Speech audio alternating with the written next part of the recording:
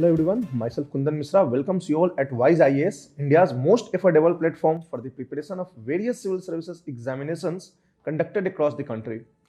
Today we are going to begin with the 22nd lectures of geography, and this is going to be the last lecture in the branch of climatology.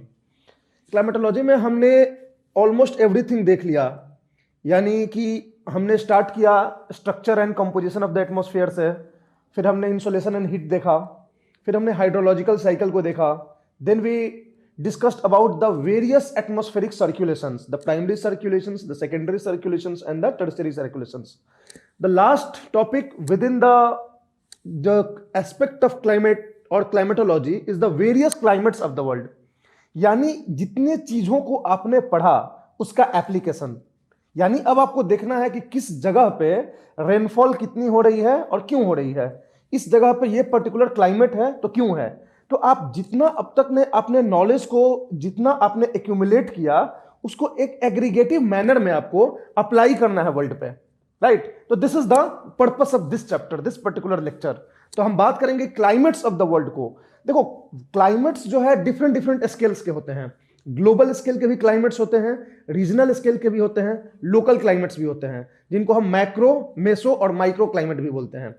लेकिन हमें global climates देखना है, क्योंकि इतने बड़े globe पे हम local climates को देखना नहीं ये अफोर्ड कर सकते हैं. हर जगह का, हर टाउन का, हर सिटी का अपना एक लोकल क्लाइमेट होता है which is different from the global. लेकिन अगर आप एग्रीगेट वे में एक पैटर्न आप देखोगे तो आपको 10-12 ग्लोबल क्लाइमेट्स आपको मिल जाएंगे, जो कहीं ना कहीं बहुत सारे सिमिलरिटीज होंगे उनके अंदर. तो हम यहाँ ग्लोबल क्लाइमेट्स को देखने जा रहे हैं. जहां तक रीजनल क्लाइमेट की बात होती है तो नॉर्थ अमेरिका की अपनी कोई रीजनल क्लाइमेट होगी, किसी किसी रीजन में चाइना की अपनी होगी. तो हम इंडियन ज्योग्राफी में इंडियन क्लाइमेट को देखेंगे. Monsoon is a kind of regional climate. वैसे ये ग्लोबल क्लाइमेट में भी मानते हैं, लेकिन ये इंडियन ज्योग्राफी में एक रीजनल स्केल पे क्लाइमेटिक जो होता है वो मॉनसून होता है, जो हम इंडियन ज्योग्राफी में बात करेंगे. और बाकी थोड़े बहुत हम लोकल क्लाइमेट्स भी इंडिया में देखेंगे, क्योंकि हम इंडियन ज्योग्राफी में थोड़ा डिटेल में जाएंगे.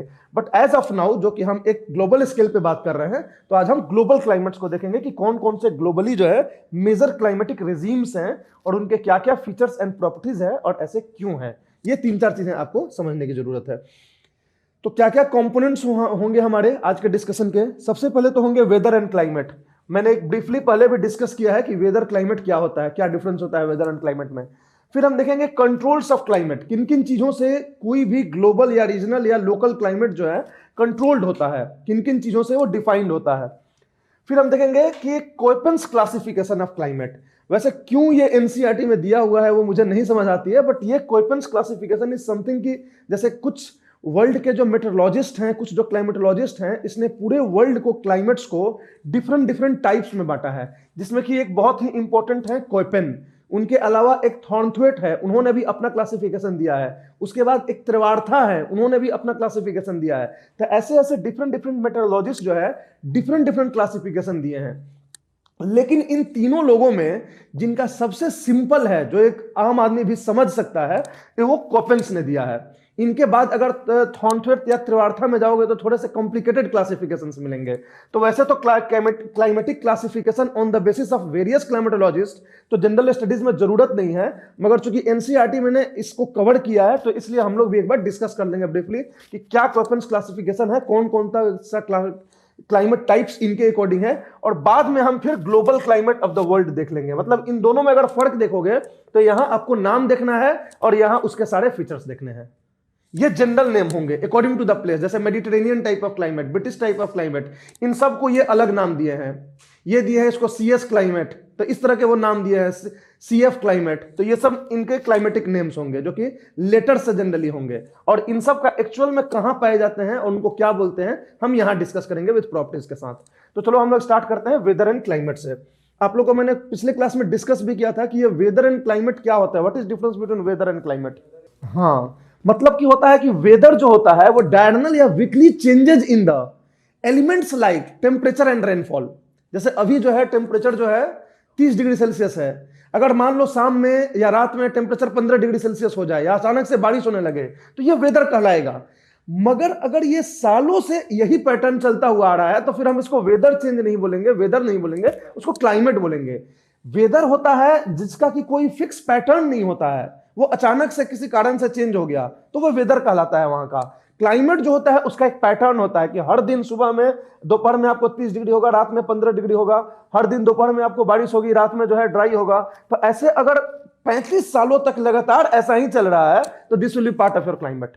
तो weather is an aggregate, sorry climate is an aggregate of weather. कोई भी जगह पे किसी भी रीजन में अगर आप 30 साल 35 साल तक सेम तरह का चेंजेस आप देख रहे हो तो उस पैटर्न को हम क्लाइमेट बोलते हैं। और वेदर चेंज और क्लाइमेट चेंज भी यही होता है। वेदर चेंज में मतलब कि आपको डायरेक्शनल चेंजेस हो गए, जैसे ट्रॉपिकल साइक्लोन गुजर रहा है, दिस इज वेदर चेंज। एक बैंड से दूसरे बैंड गए तो वेदर चेंज हो गया। टेम्परेट साइक्लोन गुजर रहा है तो वो वेदर चेंज हो गया। लेकिन क्लाइमेट चेंज हम तब बोलते हैं जब ये पैटर्न ही चेंज होने लगे। जिस टाइम में आपको ट्रॉपिकल साइक्लोन आता था उस टाइम में ट्रॉपिकल साइक्लोन नहीं आ रहा है, किसी और टाइम में ट्रॉपिकल साइक्लोन आपको आने लगा। टेम्परेचर जहां यूजुअल होता था वहां नहीं हो रहा है, अब टेम्परेचर कुछ ज्यादा ही हो रहा है। फ्रीक्वेंसी ऑफ साइक्लोन जो है चेंज हो गया है, तो वो सब क्लाइमेट चेंज के अंदर आएगा। समझ में आ रही बात है? तो ये डिफरेंसेस होते हैं वेदर और क्लाइमेट के। फिर होता है कि क्या क्या एलिमेंट्स हैं, किन तरह के हम डिफरेंसेस की बात कर रहे हैं। तो कौन कौन से एलिमेंट्स होते हैं वेदर एंड क्लाइमेट्स के, आप लोग बताओ क्या क्या होते हैं। आप लोगों को बोलेगा कि एलिमेंट्स ऑफ क्लाइमेट बताओ, किन किन चीजों से क्लाइमेट बनता है, किन किन चीजों से डिसाइड होता है। टेम्परेचर, जाहिर सी बात है, temperature. Latitudes controls of climate में आ जाएगा, जैसे लेटीट्यूड के साथ टेम्परेचर चेंज होता है तो that you will call controls of controls of climate. ये सब है एलिमेंट्स ऑफ क्लाइमेट, दोनों में फर्क होता है। एलिमेंट्स ऑफ क्लाइमेट मतलब कि क्या क्या चीजों को मिला के एक क्लाइमेट बनता है, और कंट्रोल्स ऑफ क्लाइमेट होता है कि किसके साथ क्लाइमेट वेरी करता है, वेरिएशन क्लाइमेट में होती है, जो लेटीट्यूड होगा। टेम्परेचर हो गया, दूसरा क्या होगा, रेनफॉल मतलब प्रेसिपिटेशन। रेनफॉल जो है is just a form of precipitation, तो प्रेसिपिटेशन बोलोगे आप, कहीं भी ज्योग्राफिकल लैंग्वेज में प्रेसिपिटेशन यूज करते हैं। हाँ, तीसरा प्रेशर, ऑफ कोर्स प्रेशर। चौथा ह्यूमिडिटी, और बोलो इंसोलेशन, ठीक है, इंसोलेशन भी बोल सकते हो, वैसे टेम्परेचर से ही रिलेटेड है ये भी। विंड, राइट, विंड ये मेन है। तो आपका किस तरह का टेम्परेचर है वो तो डिपेंड करेगा इंसोलेशन पे, कैसा प्रेसिपिटेशन है, कैसा प्रेशर है, कैसा ह्यूमिडिटी है, कितना कैसा विंड चल रहा है। ये basically elements of weather and climate कहलाते हैं, क्योंकि ये जो डिसाइड करते हैं। हम जब भी बोलते हैं वेदर का तो बोलते हैं ना कि हाँ ये वाल इतना टेम्परेचर हो गया, प्रेशर बढ़ गया, रेनफॉल हो गया, थंडरिंग, लाइटनिंग, दिस दैट सब कुछ जो है ये प्रेसिपिटेशन के अंदर आता है। तो ये पूरा हमारा elements of weather and climate होता है। तो जब भी हम बात करते हैं किसी भी क्लाइमेटिक रीजन्स की तो हम यही बात करते हैं कि टेम्परेचर कैसा होगा, प्रेसिपिटेशन कैसा होगा, प्रेशर कैसा होगा, ह्यूमिडिटी कैसी होगी, विंड कौन सा चलेगा, ये सारी चीजें हम डिस्कस करते हैं, कौन सा विंड बेल्ट में आएगा। तो ये हमारा वेदर एंड क्लाइमेट होता है। एयर क्वालिटी वेदर में नहीं आता है। रीजन बिंग की एयर क्वालिटी तो सेम तरह के वेदर में, अगर यहाँ पे खूब सारा धुआं छोड़ दो आप व्हीकलर एमिशन से, यहाँ ज्यादा वेदर एयर क्वालिटी खराब हो जाएगा, वहां खराब हो जाएगा। ये एंथ्रोपोजेनिक होता है। वेदर क्लाइमेट जनरली नेचुरल, हाँ वो देखो वेदर पे डिपेंड करता है। जैसे ठंडी का टाइम हो गया, ठंडी के टाइम में क्या हो जाएगा, इन्वर्जन ऑफ टेम्परेचर हो जाएगा। तो इन्वर्जन ऑफ टेम्परेचर हो जाएगा तो उसके वजह से एयर क्वालिटी खराब हो जाती है, क्योंकि वो जो एयर है वो अब ऊपर नहीं जा रहा है, उसी में बीच में एक्यूमुलेट हो जाता है। But that is not, you can not call is an element of weather and climate. ये ह्यूमन एक्टिविटीज के जैसे वजह से हुआ। फिर हम आते हैं controls of climate. Controls of climate मतलब कि एक जगह से दूसरे जगह पर जो क्लाइमेट वेरी करता है वो किस वजह से वेरी करता है, किसके अकॉर्डिंग वेरी करता है, this is called controls of climate. कहीं का क्लाइमेट जो है वैसा ही क्यों है वहां पे, ये मतलब होता है कंट्रोल्स ऑफ क्लाइमेट का मतलब। तो सबसे पहले तो लेटीट्यूड हो जाएगा। आपको पता है लेटीट्यूड कैसे कंट्रोल्स ऑफ क्लाइमेट होता है। अगर आपसे बोलेगा कि हवाई latitude is a controls of climate, तो एक लाइन में क्या बोलोगे आप, why latitude is a control of climate. Yes, exactly यही बोलना है कि इंसोलेशन का फर्क आता है, क्योंकि सारी कहानी हमने इंसोलेशन से शुरू की थी, अगर याद होगा तो। इंसोलेशनल डिस्ट्रीब्यूशन जो है अकॉर्डिंग टू लेटीट्यूड अलग अलग है, तो उसी के अकॉर्डिंग टेम्परेचर डिफरेंस होगा, उसी के अकॉर्डिंग प्रेशर डिफरेंस आप देख रहे हो, उसी के अकॉर्डिंग एटमॉस्फेरिक सर्कुलेशन देखे, उसी के अकॉर्डिंग ये जो warm air mass cold air mass होकर टकराया, उसी के अकॉर्डिंग सब कुछ हो रहा है। तो लेटीट्यूड का जो पहला सबसे डिफरेंस लेटीट्यूड क्रिएट करता है वो इंसोलेशन में क्रिएट कर रहा है, राइट। तो ये हो गया हमारा ये चीज लेटीट्यूड की वजह से। फिर जो है इसके पीछे भी कारण देखोगे तो जो इंक्लिनेशन है अर्थ का वो आ जाएगा। तो ये आप लाइन से एक डोरे की तरह कनेक्ट कर दो तो सब कुछ आपको समझ में आ जाएगी सारी चीजें। एल्टीट्यूड, एल्टीट्यूड से कैसे होता है, प्रेशर भी होता है, टेम्परेचर भी होता है, बिल्कुल। मतलब ऊपर जा रहा है तो टेम्परेचर कम हो गया, एक्सपेंशन, कंट्रैक्शन, ये सब चीज जानते ही हो। तो ये एल्टीट्यूड से ये हो गया। तो लेटीट्यूड के थ्रू कैसे होता है, तो जैसे जैसे लेटीट्यूड में आप ऊपर बढ़ते हो तो टेम्परेचर घटता चला जाता है, तो इसलिए लेटीट्यूड के अकॉर्डिंग ये होता है। एल्टीट्यूड में भी क्या होता है, जैसे जैसे हाइट पे जाते हो, एलिवेशन पे जाते हो, टेम्परेचर घटता चला जाता है। क्यों घटता है आपको पता है, तो ये सारी चीजें जो है आपको ध्यान में रखनी है। Body of water, body of water में अगर बोले कि कैसे कंट्रोल करता है तो आप क्या बोलोगे, मॉडरेटिंग इफेक्ट मेनली होता है, ह्यूमिडिटी भी कारण है, ऑफ कोर्स ह्यूमिडिटी भी कारण है, एक मॉडरेटिंग इफेक्ट होता है। और वो मॉडरेटिंग इफेक्ट क्यों होता है, specific heat capacity one of the reason, लेकिन वाटर और लैंड का differential heating and cooling rate, ये सीधा बोलोगे कि वाटर और लैंड का differential heating and cooling rate की वजह से ये बॉडी ऑफ वाटर इंपैक्ट करता है। इसमें ह्यूमिडिटी भी कारण है, वो ह्यूमिड ज्यादा होगा वाटर अवेलेबिलिटी की वजह से, तो उसके रीजन्स में बारिश होने की ज्यादा आशंका रहेगी, राइट। तो ये बॉडी ऑफ वाटर होता है। विंड्स, विंड्स कैसे करेगा, टेम्परेचर डिफरेंस क्रिएट करेगा। विंड कहीं और का विंड आके एयर मास कहीं और आ गया तो वो टेम्परेचर डिफरेंस क्रिएट करेगा। ये मॉइस्चर पिक करके लाएगा आपको, ओरोग्राफिक रेनफॉल करेगा ये, तो हर तरीके से ये हो जाएगा।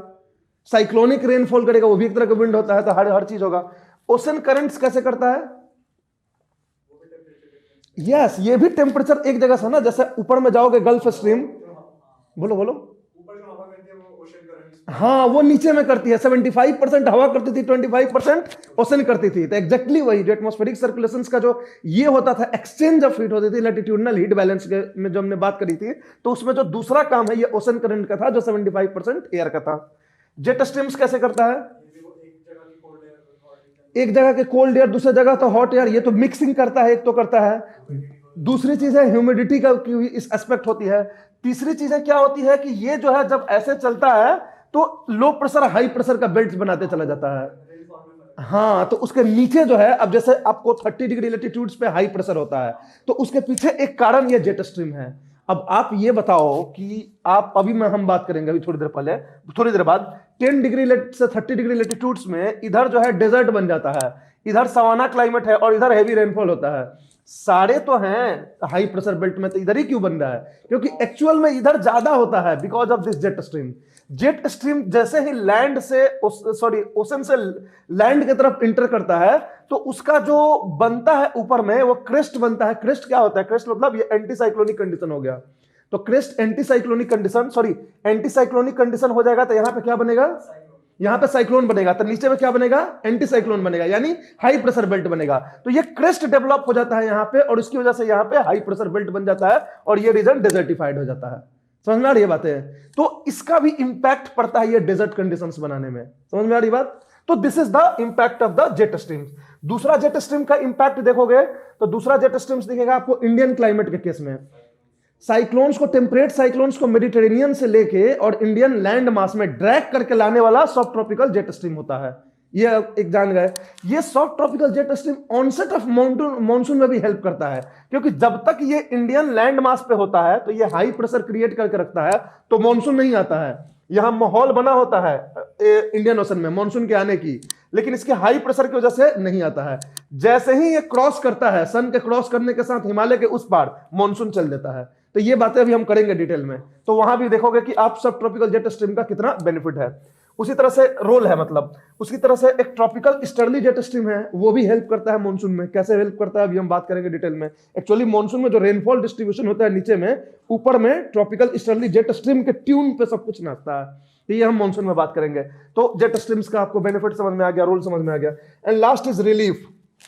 रिलीफ का मतलब होता है टोपोग्राफी। वो कैसे करेगा, यस रेन शैडो डिजाइन वाला जो कंसेप्ट था कि ये जो है इधर जो बारिश हो जाएगी इधर ड्राई हो जाएगा, तो सेम आसपास के रीजन में एक जगह खूब बारिश हो रही है और एक जगह पूरा ड्राई है बिकॉज ऑफ रिलीफ। तो ये भी एक फैक्टर हो गया। हिमालय को ले लो, हिमालय जो है वो मॉनसून विंड्स को टकरा के और पीछे ला के सब जगह बारिश कराता है, नहीं तो उधर चला जाता सारा मॉनसून विंड हमारे अगर हिमालय नहीं होता तो। ऊपर से जो साइबेरिया से कोल्ड विंड्स आ रहे हैं उसको भी हिमालय ब्लॉक कर रहा है इंडिया में आने के, अदरवाइज इंडिया पूरा एकदम ठंडा कोल्ड रीजन हुआ होता। तो this is the role of relief. तो ये 5-6 चीजों का रोल है मेन हमारे पूरे वर्ल्ड में। क्लाइमेट कैसे कहां बनेंगे नहीं बनेंगे इसके ऊपर यही डिसाइड करते हैं मेनली। समझ में आ रही है बातें, गुड। अब हम बात करते हैं क्लाइमेटिक क्लासिफिकेशन की। कौन कौन से तरह के क्लाइमेट हैं, कैसे कैसे क्लासिफाइड हैं। इसमें सबसे पहले हम एक ब्रीफ में कोपेन क्लासिफिकेशन को देखेंगे। तीन लोगों ने क्लाइमेट्स को क्लासिफाई किया है मेनली। कोपेन ने 1900 में किया है, फिर हमने हमारे थॉर्नथवेट ने किया है 1931 में भी, 1948 में भी, और लास्ट में फिर त्रिवार्था ने किया है। तो ये तीन लोगों ने एक ब्रीफ क्लासिफिकेशन, डिटेल्ड क्लासिफिकेशन दिया है, और इसमें सबसे जो सिंपल क्लासिफिकेशन था वो कोपेन का था, इसलिए कोपेन के क्लासिफिकेशन को एनसीईआरटी में भी दिया हुआ है। तो हम ब्रीफ में थोड़ा सा कोपेन के क्लासिफिकेशन को देखेंगे, और फिर हम जो वर्ल्ड के क्लाइमेट्स वन बाय वन करेंगे, तो इसको कनेक्ट करेंगे कोपेन से कि कोपेन इसी क्लाइमेट को ये नाम दे रहा है, कोपेन इसी क्लाइमेट को ये नाम दे रहा है। समझ में आ रही है? तो उससे दोनों कनेक्टेड हो जाएगा आपका कि जनरल नेम उसका क्या है और कोपेन ने उसको क्या नाम दिया। समझ में आ रही है? कोपेन ने जो मेन ये रखा कि किस बेसिस पे हम क्लाइमेट्स को ये करेंगे, तो तीन बेसिस पे कोपेन ने क्लासिफाई किया क्लाइमेट्स को। एक वेजिटेशन के बेसिस पे, इनिशियली उसने वेजिटेशन को ही मेन बेसिस बताया। वेजिटेशन के बेसिस पे उसने जो है मेन बेसिस को बताते हुए और ऐसे क्लाइमेट्स बता दिए, ट्रॉपिकल रीजन्स को, ये सब सारे रीजन्स को। लेकिन बाद में इसको इसने चेंज किया, क्योंकि वेजिटेशन जो है अचानक से एक जगह से दूसरे जगह चेंज नहीं होता है। ऐसा कभी नहीं होगा कि यहां पे एकदम फॉरेस्ट है और यहां एक लाइन ड्रॉ हो गया और यहां से ग्रासलैंड शुरू हो गया। ये हमेशा ट्रांजिशनल होता है वेजिटेशन। अगर यहां पे फॉरेस्ट है, यहां पे ग्रासलैंड है, यहां पे डेजर्ट है, तो इसके बीच में ट्रांजिशनल जोन आएगा। तो ये ट्रांजिशनल जोन जो है इसके सारे स्कीम को खराब कर देता था वेजिटेशन के। तो बाद में उस स्कीम को उसने रिजेक्ट करके और टेम्परेचर और प्रेसिपिटेशन का ये लाया, राइट। तो अब टेम्परेचर और प्रेसिपिटेशन के बेसिस पे कोपेन ने कैसे क्लासिफाई किया क्लाइमेट को, इसको मेन हम देखेंगे। समझ में आ रही बात है? टेम्परेचर के बेसिस पे कोपेन ने मेनली जो क्लासिफाई किया क्लाइमेट्स को, वो ए टाइप को क्लासिफाई किया कि एक ए टाइप क्लाइमेट होगा, एक बी टाइप होगा, बी टाइप, एक सी टाइप होगा, एक डी टाइप होगा, और एक ई टाइप होगा, राइट। तो इस तरह से उसने ये दिया। लास्ट में एक उसने एच टाइप भी बोला, एच टाइप। तो ये ए टाइप क्या होगा, बी टाइप क्या होगा, सी क्या होगा, डी क्या होगा, ई क्या होगा। ए टाइप जो क्लाइमेट होगा कोपेन के अकॉर्डिंग जनरली ट्रॉपिकल क्लाइमेट बोलेंगे इसको, ट्रॉपिकल रीजन में ये क्लाइमेट होगा, ट्रॉपिकल, राइट। इसकी जो लैटिट्यूडनल एक्सटेंट होगी वो अराउंड 30 डिग्री से लेके 30 डिग्री होगी। कहीं पे 30 डिग्री लिखा होगा, कहीं पे 23.5 से 23.5 लिखा होगा, कहीं पे 22 to 22 लिखा होगा, बट इन जनरल 30 से 30 मान लो आप। 30 डिग्री नॉर्थ से 30 डिग्री साउथ जो हो गया, इसको ट्रॉपिकल ये क्लाइमेट हो जाएगा, ए टाइप क्लाइमेट हो जाएगा। बी टाइप क्लाइमेट जो होगा वो बिल्कुल आपका वार्म टेम्परेट टाइप क्लाइमेट होगा, वार्म टेम्परेट टाइप, जो 30 डिग्री से लेके, सॉरी बी टाइप नहीं होगा, ये सी टाइप होगा। बी टाइप जो क्लाइमेट होगा, इसने जो है एक अलग इसमें ये ऐड कर दिया कि ये ड्राई क्लाइमेट होगा जो पूरे वर्ल्ड में कहीं भी हो सकते हैं, जिसको जेरोफाइटिक क्लाइमेट बोलते हैं। सी टाइप को इसने बोला, एक बार हम इसको लिख दे रहे हैं उसके बाद ये कर दे रहे हैं, कंफ्यूजन हो जाता है। तो सी टाइप जो होगा उसको ये 30 डिग्री से लेके और 45 डिग्री नॉर्थ एंड साउथ में बांट दिया इसने, राइट। डी टाइप को इसने 45 डिग्री से लेके 60 डिग्री नॉर्थ एंड साउथ कर दिया। ई टाइप को 60 डिग्री से लेके 90 डिग्री नॉर्थ एंड साउथ। थोड़ा सा ऊपर नीचे स्कीम्स में होता है, 22 से 44, 44 से 66, 66 से 88, ऐसे भी लिखा रहता है, बट जनरली ऐसे आप समझो इस चीज को। एच टाइप को उसने हाईलैंड टाइप क्लाइमेट लिख दिया, हाईलैंड टाइप क्लाइमेट। अब इसमें वन बाय वन देखो, 30 डिग्री नॉर्थ से 30 डिग्री साउथ का जो रीजन होगा वो ए टाइप क्लाइमेट होगा इनके अकॉर्डिंग। बी टाइप को इन्होंने टेम्परेचर के बेसिस पे नहीं करके मॉइस्चर के बेसिस पे इन्होंने इसको क्रिएट कर दिया कि ड्राई क्लाइमेट ये होगा। अब इसके क्रिटिसिज्म में जाओगे कोपेन के, तो ये क्रिटिसिज्म में कोपेन का होता है कि कोपेन ने सब कुछ तो लाइन से किया, ये बी का क्या मतलब है ड्राई क्लाइमेट अलग से कर देने का। ऐसा नहीं रहेगा कि सब कुछ लाइन से है, ऊपर से आप अंदर से कॉम्प्लिकेट कर रहे हो बिना मतलब का। तो ये बी टाइप को वो टेम्परेचर के बेसिस पे नहीं करके वो मॉइस्चर के बेसिस पे कर दिया कि एरिड होगा कि सेमी एरिड होगा, हॉट होगा कि कोल्ड होगा। तो इस टाइप में ना बी टाइप जो है ड्राई क्लाइमेट्स के बेसिस पे हो जाता है, तो बी टाइप हम अलग से बात करेंगे अभी।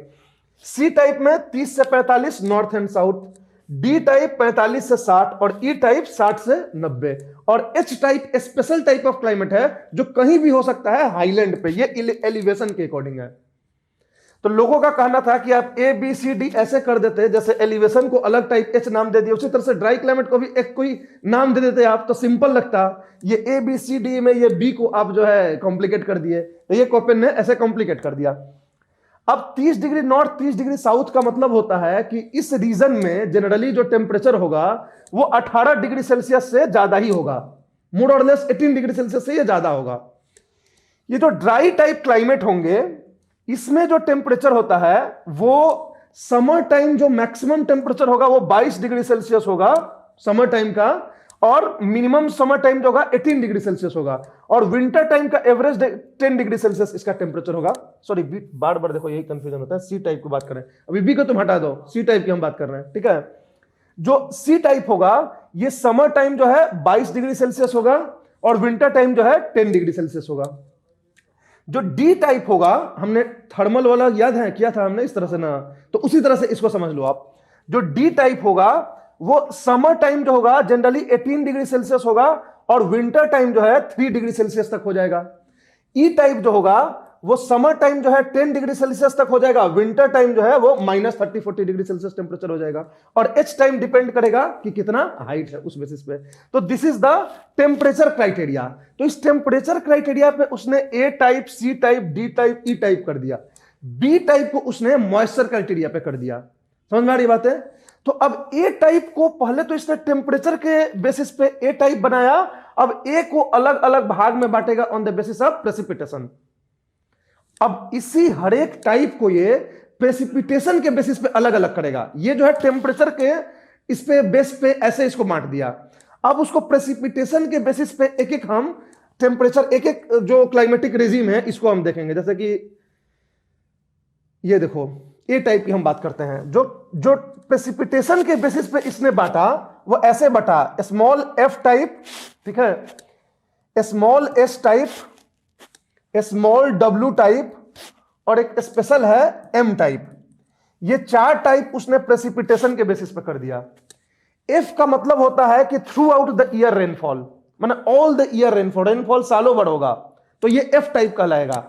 एस का मतलब होता है कि समर ड्राई विंटर रेन, क्या होगा? समर ड्राई मतलब समर टाइम रेनफॉल नहीं होगा, समर ड्राई विंटर रेन। देखो एनसीईआरटी में सिंपली जो है ऐसे दे दिया है, लाइन से छोड़ दिया है, देखे ये क्या है इसके अंदर वो आप कभी नहीं समझ पाओगे क्या बोलना चाह रहा है। एनसीईआरटी मैंने भी देखा है, उसमें तो बोलना क्यों उसको देना ही था, जब तो उसको एक डिटेल में देना चाहिए था कि बच्चे समझ जाए। तो ये नाम लिख के डी बी एफ एस करके जो है छोड़ दिया कि इसमें ये होता है वो होता है। एस का मतलब होता है समर ड्राई विंटर रेन, मतलब कि इसमें विंटर टाइम में रेनफॉल होगा, समर टाइम में नहीं होगा। डब्ल्यू का मतलब होता है winter dry summer rain, winter dry summer rain. इसीलिए मैं बोला कि क्यों दिया है ये मुझे समझ नहीं आया कभी आज तक। यूपीएससी ने ना पीटी में ना मेंस में आज तक पूछा ही नहीं है कभी अपना हिस्ट्री में, क्योंकि उसको भी पता है कि ये पूछेगा तो फायदा किनको मिल जाएगा? ऑप्शनल वाले को। उनको लगेगा क्या बात है, एक तो क्वेश्चन है जो केवल हम कर पाएंगे, ठीक है। तो इसलिए जो है ना ये सब क्वेश्चन यूपीएससी कभी नहीं पूछता है, इवन इफ एनसीईआरटी में दिया है। कोई भी ना किसी भी पर्टिकुलर ज्योग्राफर का, क्लाइमेटोलॉजिस्ट या जियोमॉर्फोलॉजिस्ट का क्या थॉट है ये कभी नहीं पूछ सकता यूपीएससी, क्योंकि जहां उसमें आप चले जाते हो तो फिर आप ऑप्शनल में चले जाते हो, फिर आप जनरल नहीं रह गए।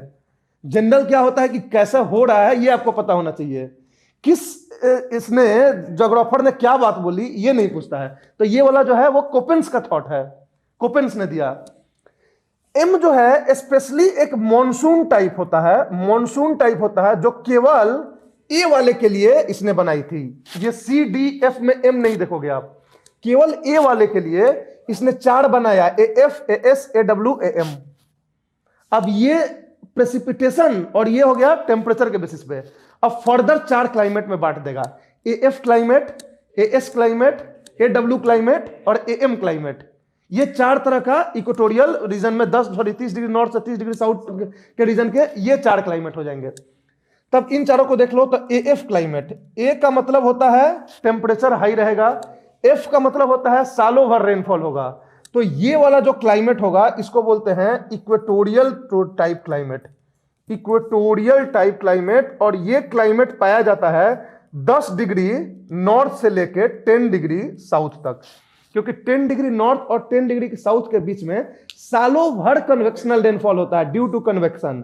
तो ये रेनफॉल जो होगा हाईएस्ट रेनफॉल रीजन होगा कि यहां रेनफॉल जो है 200 से 300 सेंटीमीटर से भी ज्यादा रेनफॉल होगा और सालों भर बटा हुआ रेनफॉल होगा। वैसे अप्रैल अक्टूबर में मैक्सिमा होता है दो मैक्सिमम रेनफॉल इस 2 महीने में होगा, लेकिन कोई महीना ड्राई नहीं जाएगा, सब में रेनफॉल होगा।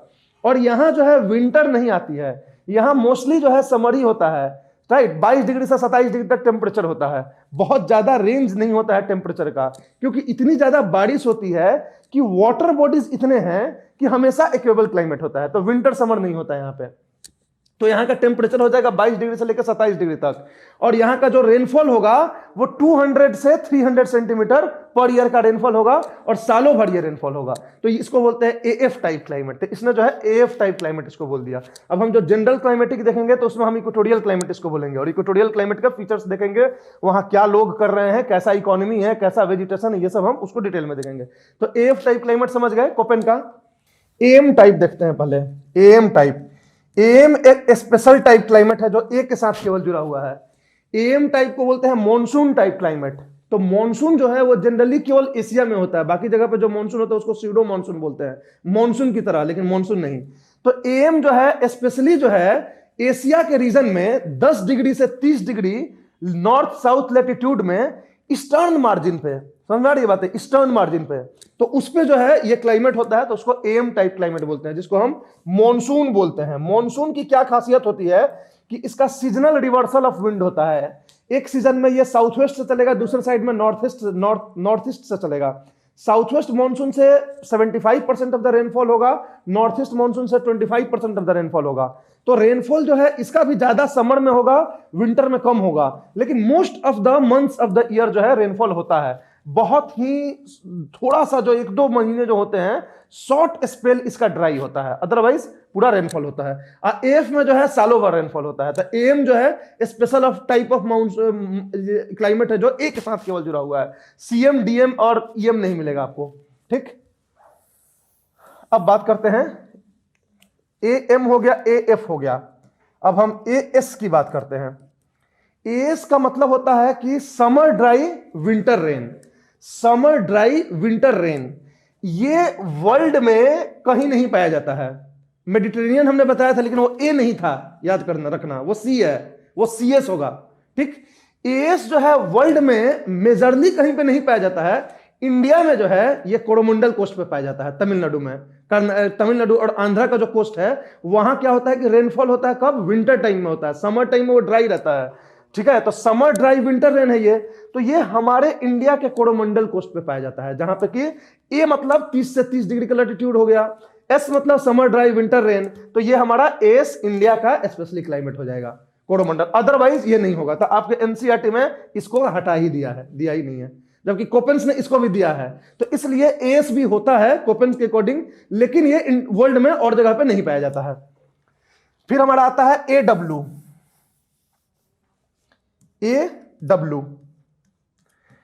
एडब्ल्यू का मतलब होता है कि ए मतलब 30 डिग्री से 30 डिग्री और डब्ल्यू का मतलब होता है कि विंटर ड्राई समर रेन, ठीक है। तो इसको वेट एंड ड्राई क्लाइमेट भी बोलते हैं। तो विंटर ड्राई समर रेन और वेट एंड ड्राई क्लाइमेट भी इसको बोलते हैं, और ये नॉर्मल भाषा में बोला जाता है savanna type climate.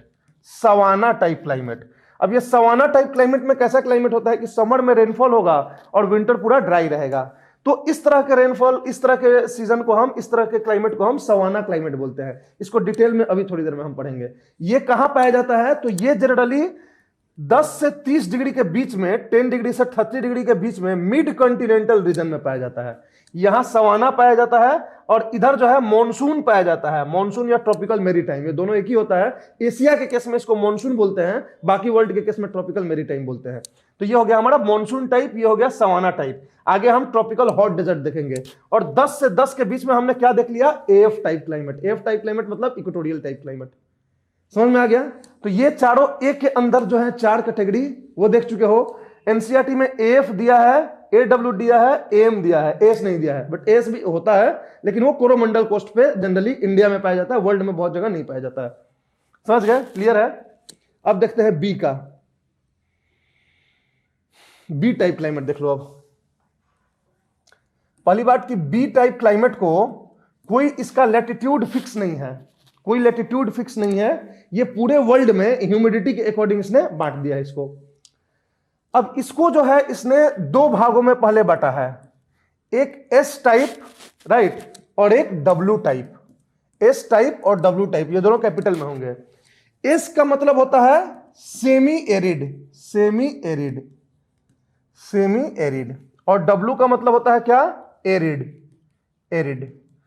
Semi arid का मतलब होता है कि जो रेनफॉल होगा वो समथिंग 40 से लेके और 75 सेंटीमीटर तक रेनफॉल होगा, 75 सेंटीमीटर तक रेनफॉल होगा।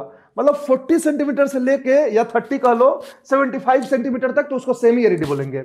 एरिड जो होगा वो होता है लेस देन 25 सेंटीमीटर रेनफॉल, इसको एरिड बोलते हैं। समझ में आ रही है?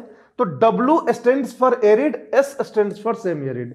जब S से सेमी एरिड है तो W क्यों एरिड के लिए यूज किया है, ये भी एक क्रिटिसिज्म है क्वेश्चंस में कि आपने लेटर्स जो यूज किया है कहीं पे तो ठीक है सिंक्रोनाइज कर दिया है, कहीं पे इसको रटना मुश्किल हो जाएगा। ठीक, तो ये हो गया एरिड और सेमी एरिड, तो ये बी टाइप में हो गया। फर्दर इसने क्या किया है बी टाइप को और एक तरीके से H और K में डिवाइड कर दिया है। H का मतलब होता है हॉट और K का मतलब होता है कोल्ड, राइट। H और K में डिवाइड कर दिया है। एक्चुअली क्या है ना कि ये मैं पढ़ाना ही नहीं चाहता था, क्योंकि मुझे पता है कि यूपीएससी ये कभी नहीं पूछेगी, कभी नहीं पूछेगी, और अगर पूछ भी दिया तो मतलब ज्योग्राफी ऑप्शनल को छोड़ के बाकी लोग नहीं कर पाएंगे। लेकिन चूंकि एनसीईआरटी में दिया है और आप लोग भी टोक दिए कि सर एनसीईआरटी में दिया है एच के ये की, तो इस नंबर के चलो भाई डिस्कस कर देते हैं, जहां तक याद रहे इनको, नहीं याद रहे तो वैसे भी मुझे पता है कि कोई फायदा है नहीं, क्योंकि इसके बाद वाला जो हम डिस्कस करेंगे उसका फायदा है। तो ये एच और के, एच का मतलब है हॉट और के का मतलब होता है कोल्ड, यानी कि ये टेम्परेचर हाई टेम्परेचर वाला रीजन होगा, ये लो टेम्परेचर वाला रीजन होगा। मतलब ये ट्रॉपिक्स में होगा, ये टेम्परेट में होगा, या पोलर रीजन में होगा। समझ में आ रही बातें? अब इसको कॉम्बिनेशन बनवाओ, B S H, B S K, B W H, B W K. अब बताओ अपनो, B S H, B S K, B W क्या, एच, बी डब्ल्यू के। ये चार कॉम्बिनेशन बन गया। अब इस चारों कॉम्बिनेशन को हम आपको एक्सप्लेन कर रहे हैं। बी का मतलब तो ड्राई, ठीक है। एस का मतलब होता है सेमी एरिड और एच का मतलब होता है हॉट। मतलब कि ये ट्रॉपिकल रीजन में होना चाहिए और सेमी एरिड होना चाहिए, ट्रॉपिकल रीजन में होना चाहिए और सेमी एरिड होना चाहिए, एरिड नहीं, मतलब पूरी तरह से डेजर्ट नहीं। ये वर्ल्ड में कहीं नहीं पाया जाता है एक्सेप्ट इंडिया के अरावली रीजन में पाया जाता है, हरियाणा में। आपके ये आपके हरियाणा का क्लाइमेट है, समझ में आ रही है? बीएसएस पूरे वर्ल्ड में यही एक टिपिकल क्लाइमेट है आपका हरियाणा में। बाकी मतलब हो सकता है कहीं और भी हो, लेकिन हम इंडियन ज्योग्राफी में यही जानते हैं कि वर्ल्ड में मेजर क्लाइमेट नहीं है। हमारे इंडिया में ये अरावली के आसपास जो हरियाणा का रीजन है उसमें ये क्लाइमेट पाया जाता है। आप जो है इसमें सेमी एरिड कंडीशन भी है, पूरी तरह से डेजर्ट नहीं है, लेकिन रेनफॉल कम होता है इस रीजन में। हॉट भी है क्योंकि जो है आपका जो टेम्परेचर है वो भी जनरली हाई रहता है, और बी तो है ही बी टाइप जो है, तो इसलिए बीएसएच हो गया ये। अब बात करते हैं बी एस के। बी का मतलब हो गया फिर बी वही, एस मतलब सेमी एरिड और के मतलब कोल्ड। तो ये जो कोल्ड होगा बी एस के, वो जनरली पाया जाएगा आपको स्टेपी टाइप ऑफ क्लाइमेट में। ये जो है एक मेजर क्लाइमेटिक रीजन है स्टेपी। स्टेपी कहां पाया जाता है वर्ल्ड में? तो जनरली 30 से जो 45 डिग्री वाला जो रीजन है इसका मिड कॉन्टिनेंटल स्टेपी कहलाता है। 30 से 45 का स्टेपी के इधर मेडिटेरेनियन क्लाइमेट पाया जाएगा, उधर ईस्ट चाइना टाइप क्लाइमेट पाया जाएगा। मतलब 30 डिग्री से लेके 45 डिग्री का जो लेटीट्यूड है, इसका जो मिड कॉन्टिनेंटल है वो स्टेपी टाइप क्लाइमेट कहलाता है, जिसको हम BSK बोलते हैं। समझ में आ रही बात है? अब देखो BWH, बी तो बी हो गया, डब्ल्यू मतलब क्या हो गया? एरिड। अब हम आते हैं डेजर्ट वाले में, एक्चुअल में एरिड, और एच मतलब होता है हॉट। तो हॉट डेजर्ट, हॉट डेजर्ट कहां पे जाता है? सहारा डेजर्ट, कालाहारी डेजर्ट, मतलब 10 डिग्री से 30 डिग्री में western margin of the continent में। समझ में आ रही बात है? मतलब ये वर्ल्ड है सपोज मान लो, तो ये 10 डिग्री से जो 30 डिग्री वाला रीजन है, इसका ये वाला जो रीजन है जहां सारे डेजर्ट्स पाए जाते हैं वर्ल्ड के, और साउथ में भी 10 से 30 का ये वाला, ये सब जो होंगे आपके ये वाले क्लाइमेट होंगे BWH। बी ट्रॉपिकल के लिए नहीं है, वो ओवरऑल के लिए है। ये ट्रॉपिकल हम एच के लिए ले रहे हैं क्योंकि हॉट रीजन है ये। अभी हम कोल्ड के लिए लेंगे तो हम चले जाएंगे कौन से डेजर्ट में, ऊपर वाले जो कोल्ड डेजर्ट्स हैं, जैसे लद्दाख। लद्दाख आ जाएगा तो आपका BWK में आ जाएगा, बिल्कुल लद्दाख BWK में आएगा। लेकिन लद्दाख को कई बार हाईलैंड क्लाइमेट्स में भी रखते हैं हम, लेकिन उसको हम लद्दाख को आप डाल सकते हो इसके अंदर। उससे अच्छा आपको मंगोलियन डेजर्ट है, मंगोलियन डेजर्ट जो है कोल्ड डेजर्ट है। उसके बाद आपको उसमें गोबी डेजर्ट है, गोबी डेजर्ट कोल्ड डेजर्ट है। तो ये सारे जो डेजर्ट होंगे वो आ जाएंगे आपको BWK में, क्योंकि ये कोल्ड डेजर्ट के लिए होता है। K is cold, W for arid, arid मतलब डेजर्ट, और ये जो है हॉट डेजर्ट। तो हॉट डेजर्ट और कोल्ड डेजर्ट, तो पूरे वर्ल्ड में जहां जहां हॉट डेजर्ट होगा वो सब BWH होगा, जहां जहां कोल्ड डेजर्ट होगा वो BWK होगा। तो समझ गए ये चार्ट, ये हो गया बी टाइप में ये चार्ट। तो देखो कितना कॉम्प्लिकेटेड इसको करके जो है कोपेन जो है चले गए हैं ये चीजें। तो ये समझ गया बी टाइप। अब बात करते हैं सी टाइप के लिए। अब सी टाइप में हम फिर से आ जाते हैं लैटिट्यूड वाला। कितने से कितने लैटिट्यूड होगा, 30 टू लगभग 45 होगा, ठीक है। ये हो गया आपका सी टाइप। अब सी टाइप 3 तरह के भागों में बढ़ जाएगा, वो उसी तरह से होगा F, S एंड W। ये 3 तरह का हो जाएगा, F, S एंड W। अब इसमें देखना CF का मतलब होता है कि एक तो कि इसमें होगा 30 से 45 में होगा और through out the year rainfall होगा। यहां through out the year rainfall होना है। तो ये जो क्लाइमेट होगा वो ब्रिटेन का जो नीचे वाला है, southern part of the Britain और फ्रांस के ऊपर का जो रीजन होगा उसमें ये टाइप का क्लाइमेट होगा, राइट। ये 30 से 45 है, राइट। तो 30 से 45 में जनरली इधर साइड में मेडिटेरेनियन होता है, लेकिन मेडिटेरेनियन का जो ऊपर वाला क्लाइमेट होगा वो ब्रिटिश टाइप क्लाइमेट होगा, वो इसमें आएगा, CF में आएगा। C and F। CS क्या है, CS का मतलब कि समर ड्राई और विंटर रेनफॉल। तो ये एक्चुअल में मेडिटेरेनियन आ जाएगा। मेडिटेरेनियन जनरली जो है आपको इस रीजन में पाया जाता है, ये ट्रॉपिकल हॉट डेजर्ट के ऊपर वाले रीजन में। तो यहां क्या होता है कि शिफ्टिंग ऑफ विंड्स की वजह से होता है। गर्मियों में ये किस रीजन में होता है, ये ट्रेड विंड्स के रीजन में हो जाता है, क्योंकि ऊपर में ट्रेड विंड बेल्ट चला जाता है। सर्दियों में ये नीचे होता है तो ये वेस्टर्निज में आ जाता है, और वेस्टर्निज में आने की वजह से यहां सर्दियों में रेनफॉल होने लगता है। तो here is winter rainfall, summer dry. तो सो CS is what, Mediterranean type of climate. ये आपको आगे देखना होगा, तो अभी अब लिख दे रहे हैं यहां पे। CF is British type, particularly जो नीचे वाला ब्रिटिश टाइप है, राइट। और CS is Mediterranean type, Mediterranean में जो होता है यहां सालों भर बारिश होगा विथ विंटर मैक्सिमम। यहां विंटर मैक्सिमम होगा और सालों भर बारिश होगा। यहां जो है समर ड्राई होगा, विंटर ही रेनफॉल होगा। और दूसरा होता है CW का मतलब होता है winter dry summer rain. Winter dry summer rain जो क्लाइमेट होता है वो ईस्ट चाइना टाइप क्लाइमेट बोलते हैं। मतलब कि आपको 30 से 45 के रेंज में जो आपका ईस्टर्न मार्जिन है, चाइना का ईस्टर्न पार्ट है, ठीक है। तो ये जो है गल्फ वाला जो रीजन है, गल्फ स्ट्रीम वाला रीजन जो न्यूयॉर्क के पास नीचे, तो ये सब रीजन में क्या होता है, यहां विंटर ड्राई होता है, समर में पूरा रेनफॉल होता है। तो दिस इज CW टाइप। समझ गए, कोई दिक्कत, ठीक। अब उसी तरह से D की बात करते हैं। अब D टाइप, सर चकरा गया ना, तो वही तो अभी तक कॉन्सर्ट में जाओगे तो तुम्हें पता चलेगा वो ABCDE कर दिया है, फिर कर रहा है A' B' C' D' E', फिर A' B A B C' D B F C' सब कर दिया वो, ठीक है। वो जाओगे तो दिमाग चकरा जाता है, हम लोग को याद करने में दिमाग चकरा जाता है। इसीलिए थॉर्नथ्वेट का आज तक UPSC ने ये नहीं बोला है कि क्लाइमेटिक स्कीम बताओ, इसने केवल ये पूछा है कि किस बेसिस पे उसने क्लाइमेट बांटा है, ये नहीं पूछा है कि क्या बांटा है। समझ में आ रही बात है। 625 तरह का क्लाइमेटिक जो है ये किया है थॉर्नथ्वेट ने। अब 625 कौन याद रखेगा। तो हम लोग जो है सोचते थे पढ़ने के लिए, कहीं पूछ दे UPSC तो स्टार्ट करते थे पढ़ने, बीच रास्ते में छोड़ देते कि ठीक है भाई छोड़ दो, पूछेगा तो हम छोड़ देंगे क्वेश्चन को, समझे। क्योंकि उसको याद करने के चक्कर में सारे ज्योग्राफी भूल जाओगे। तो this was about the Thornthwaite classification जो कोपेन से। ये तो सबसे आसान हम लोग को लगता है कि चलो भाई ठीक है ये याद कर लेंगे पूरे अच्छे से, तो इसको हम लोग रट लेते थे, तो ये सबसे आसान था। इसमें भी कंफ्यूजन हो जाती थी बीच बीच में। तो D टाइप हो गया। D में फिर F आ जाएगा क्या, बिल्कुल हाँ, 45 to 60 हो जाएगा ये, 45 to 60, 44 to 66 भी इसको बोलते हैं बहुत बार। तो D टाइप हो गया, तो इसमें F हो जाएगा, फिर से हो जाएगा S हो जाएगा, और फिर से हो जाएगा W हो जाएगा। सेम स्कीम से जाओगे, DF मतलब डी टाइप और through out the year rainfall, S type मतलब कि समर ड्राई विंटर रेन, और W टाइप मतलब विंटर ड्राई समर रेन। अब ये जो DF क्लाइमेट होता है, DF क्लाइमेट, ये जनरली जो होता है साइबेरियन क्लाइमेट होता है, Siberian climate, Siberian type of climate, और northern British type climate, northern British type, British type में जो नॉर्थ वाला जो ब्रिटिश टाइप होगा ये होगा, और साइबेरियन। ब्रिटिश टाइप जो है CF में भी आ जाता है, DF में भी आ जाता है, क्योंकि वो एक बड़ा रीजन है जो इधर भी पड़ता है उधर भी पड़ता है, और उसमें सालों भर रेनफॉल होता है क्योंकि वो वेस्टर्ली का बेल्ट है। तो DF हो गया आपको, तो साइबेरियन टाइप हो जाएगा और ब्रिटिश टाइप हो जाएगा। अभी ये सब को डिस्कस करेंगे, साइबेरियन ब्रिटिश सब चीज को।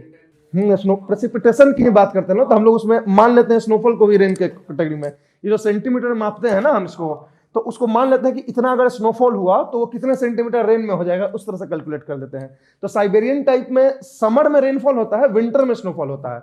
साइबेरिया में समर में इतना कूल नहीं होता है ना कि वहां रेन नहीं होगा, होता है वहां पे भी रेन। तो DF साइबेरियन टाइप और ब्रिटिश टाइप हो गया। फिर हम बात करते हैं DS। तो DS का मतलब हुआ कि समर ड्राई विंटर रेन। ये भी वर्ल्ड में ऑलमोस्ट नहीं पाया जाता है, मॉस्को के पास थोड़ा बहुत ये पाया जाता है, अलोंग द मॉस्को, मॉस्को वाला जो रीजन है और रसिया का, वहां थोड़ा सा ये पाया जाता है DS टाइप। और ये DW मतलब विंटर ड्राई और summer rain, winter dry summer rain. ये जो है लॉरेंसियन क्लाइमेट बोलते हैं, लॉरेंसियन क्लाइमेट। ये कहां पाया जाता है, तो 45 से 60 के ईस्टर्न मार्जिन में पाया जाता है। तो जो भी ईस्टर्न मार्जिन में आप देखोगे तो वो देखोगे कि समर रेन ही वहां ज्यादा होता है। क्यों? क्योंकि वो जो है ऑनशोर ट्रेड विंड्स की वजह से होता है, राइट। तो इसकी वजह से होता है, लेकिन यहां जो होता है ये पोलर ईस्टर्लीज की वजह से होता है। समझ में आ रही बात है? तो ये पूरा आपका D टाइप क्लाइमेट हो गया। अब बात करते हैं E type climate. E type climate में थोड़ा सा आपको छुटकारा मिल जाएगा क्योंकि वो F और इस सब में नहीं बटा हुआ है। क्या? हाँ, नीचे आ जाती है ना, हाँ नीचे ऊपर करती रहती हैं तो उसमें आती है, हाँ ठीक है। तीसरा होता है E टाइप। E टाइप बोलते हैं हम इसको, आर्कटिक टाइप या पोलर टाइप क्लाइमेट होता है, आर्कटिक टाइप या पोलर टाइप। E टाइप में दो होता है, एक होता है ET, राइट, ET, और एक होता है EI, राइट।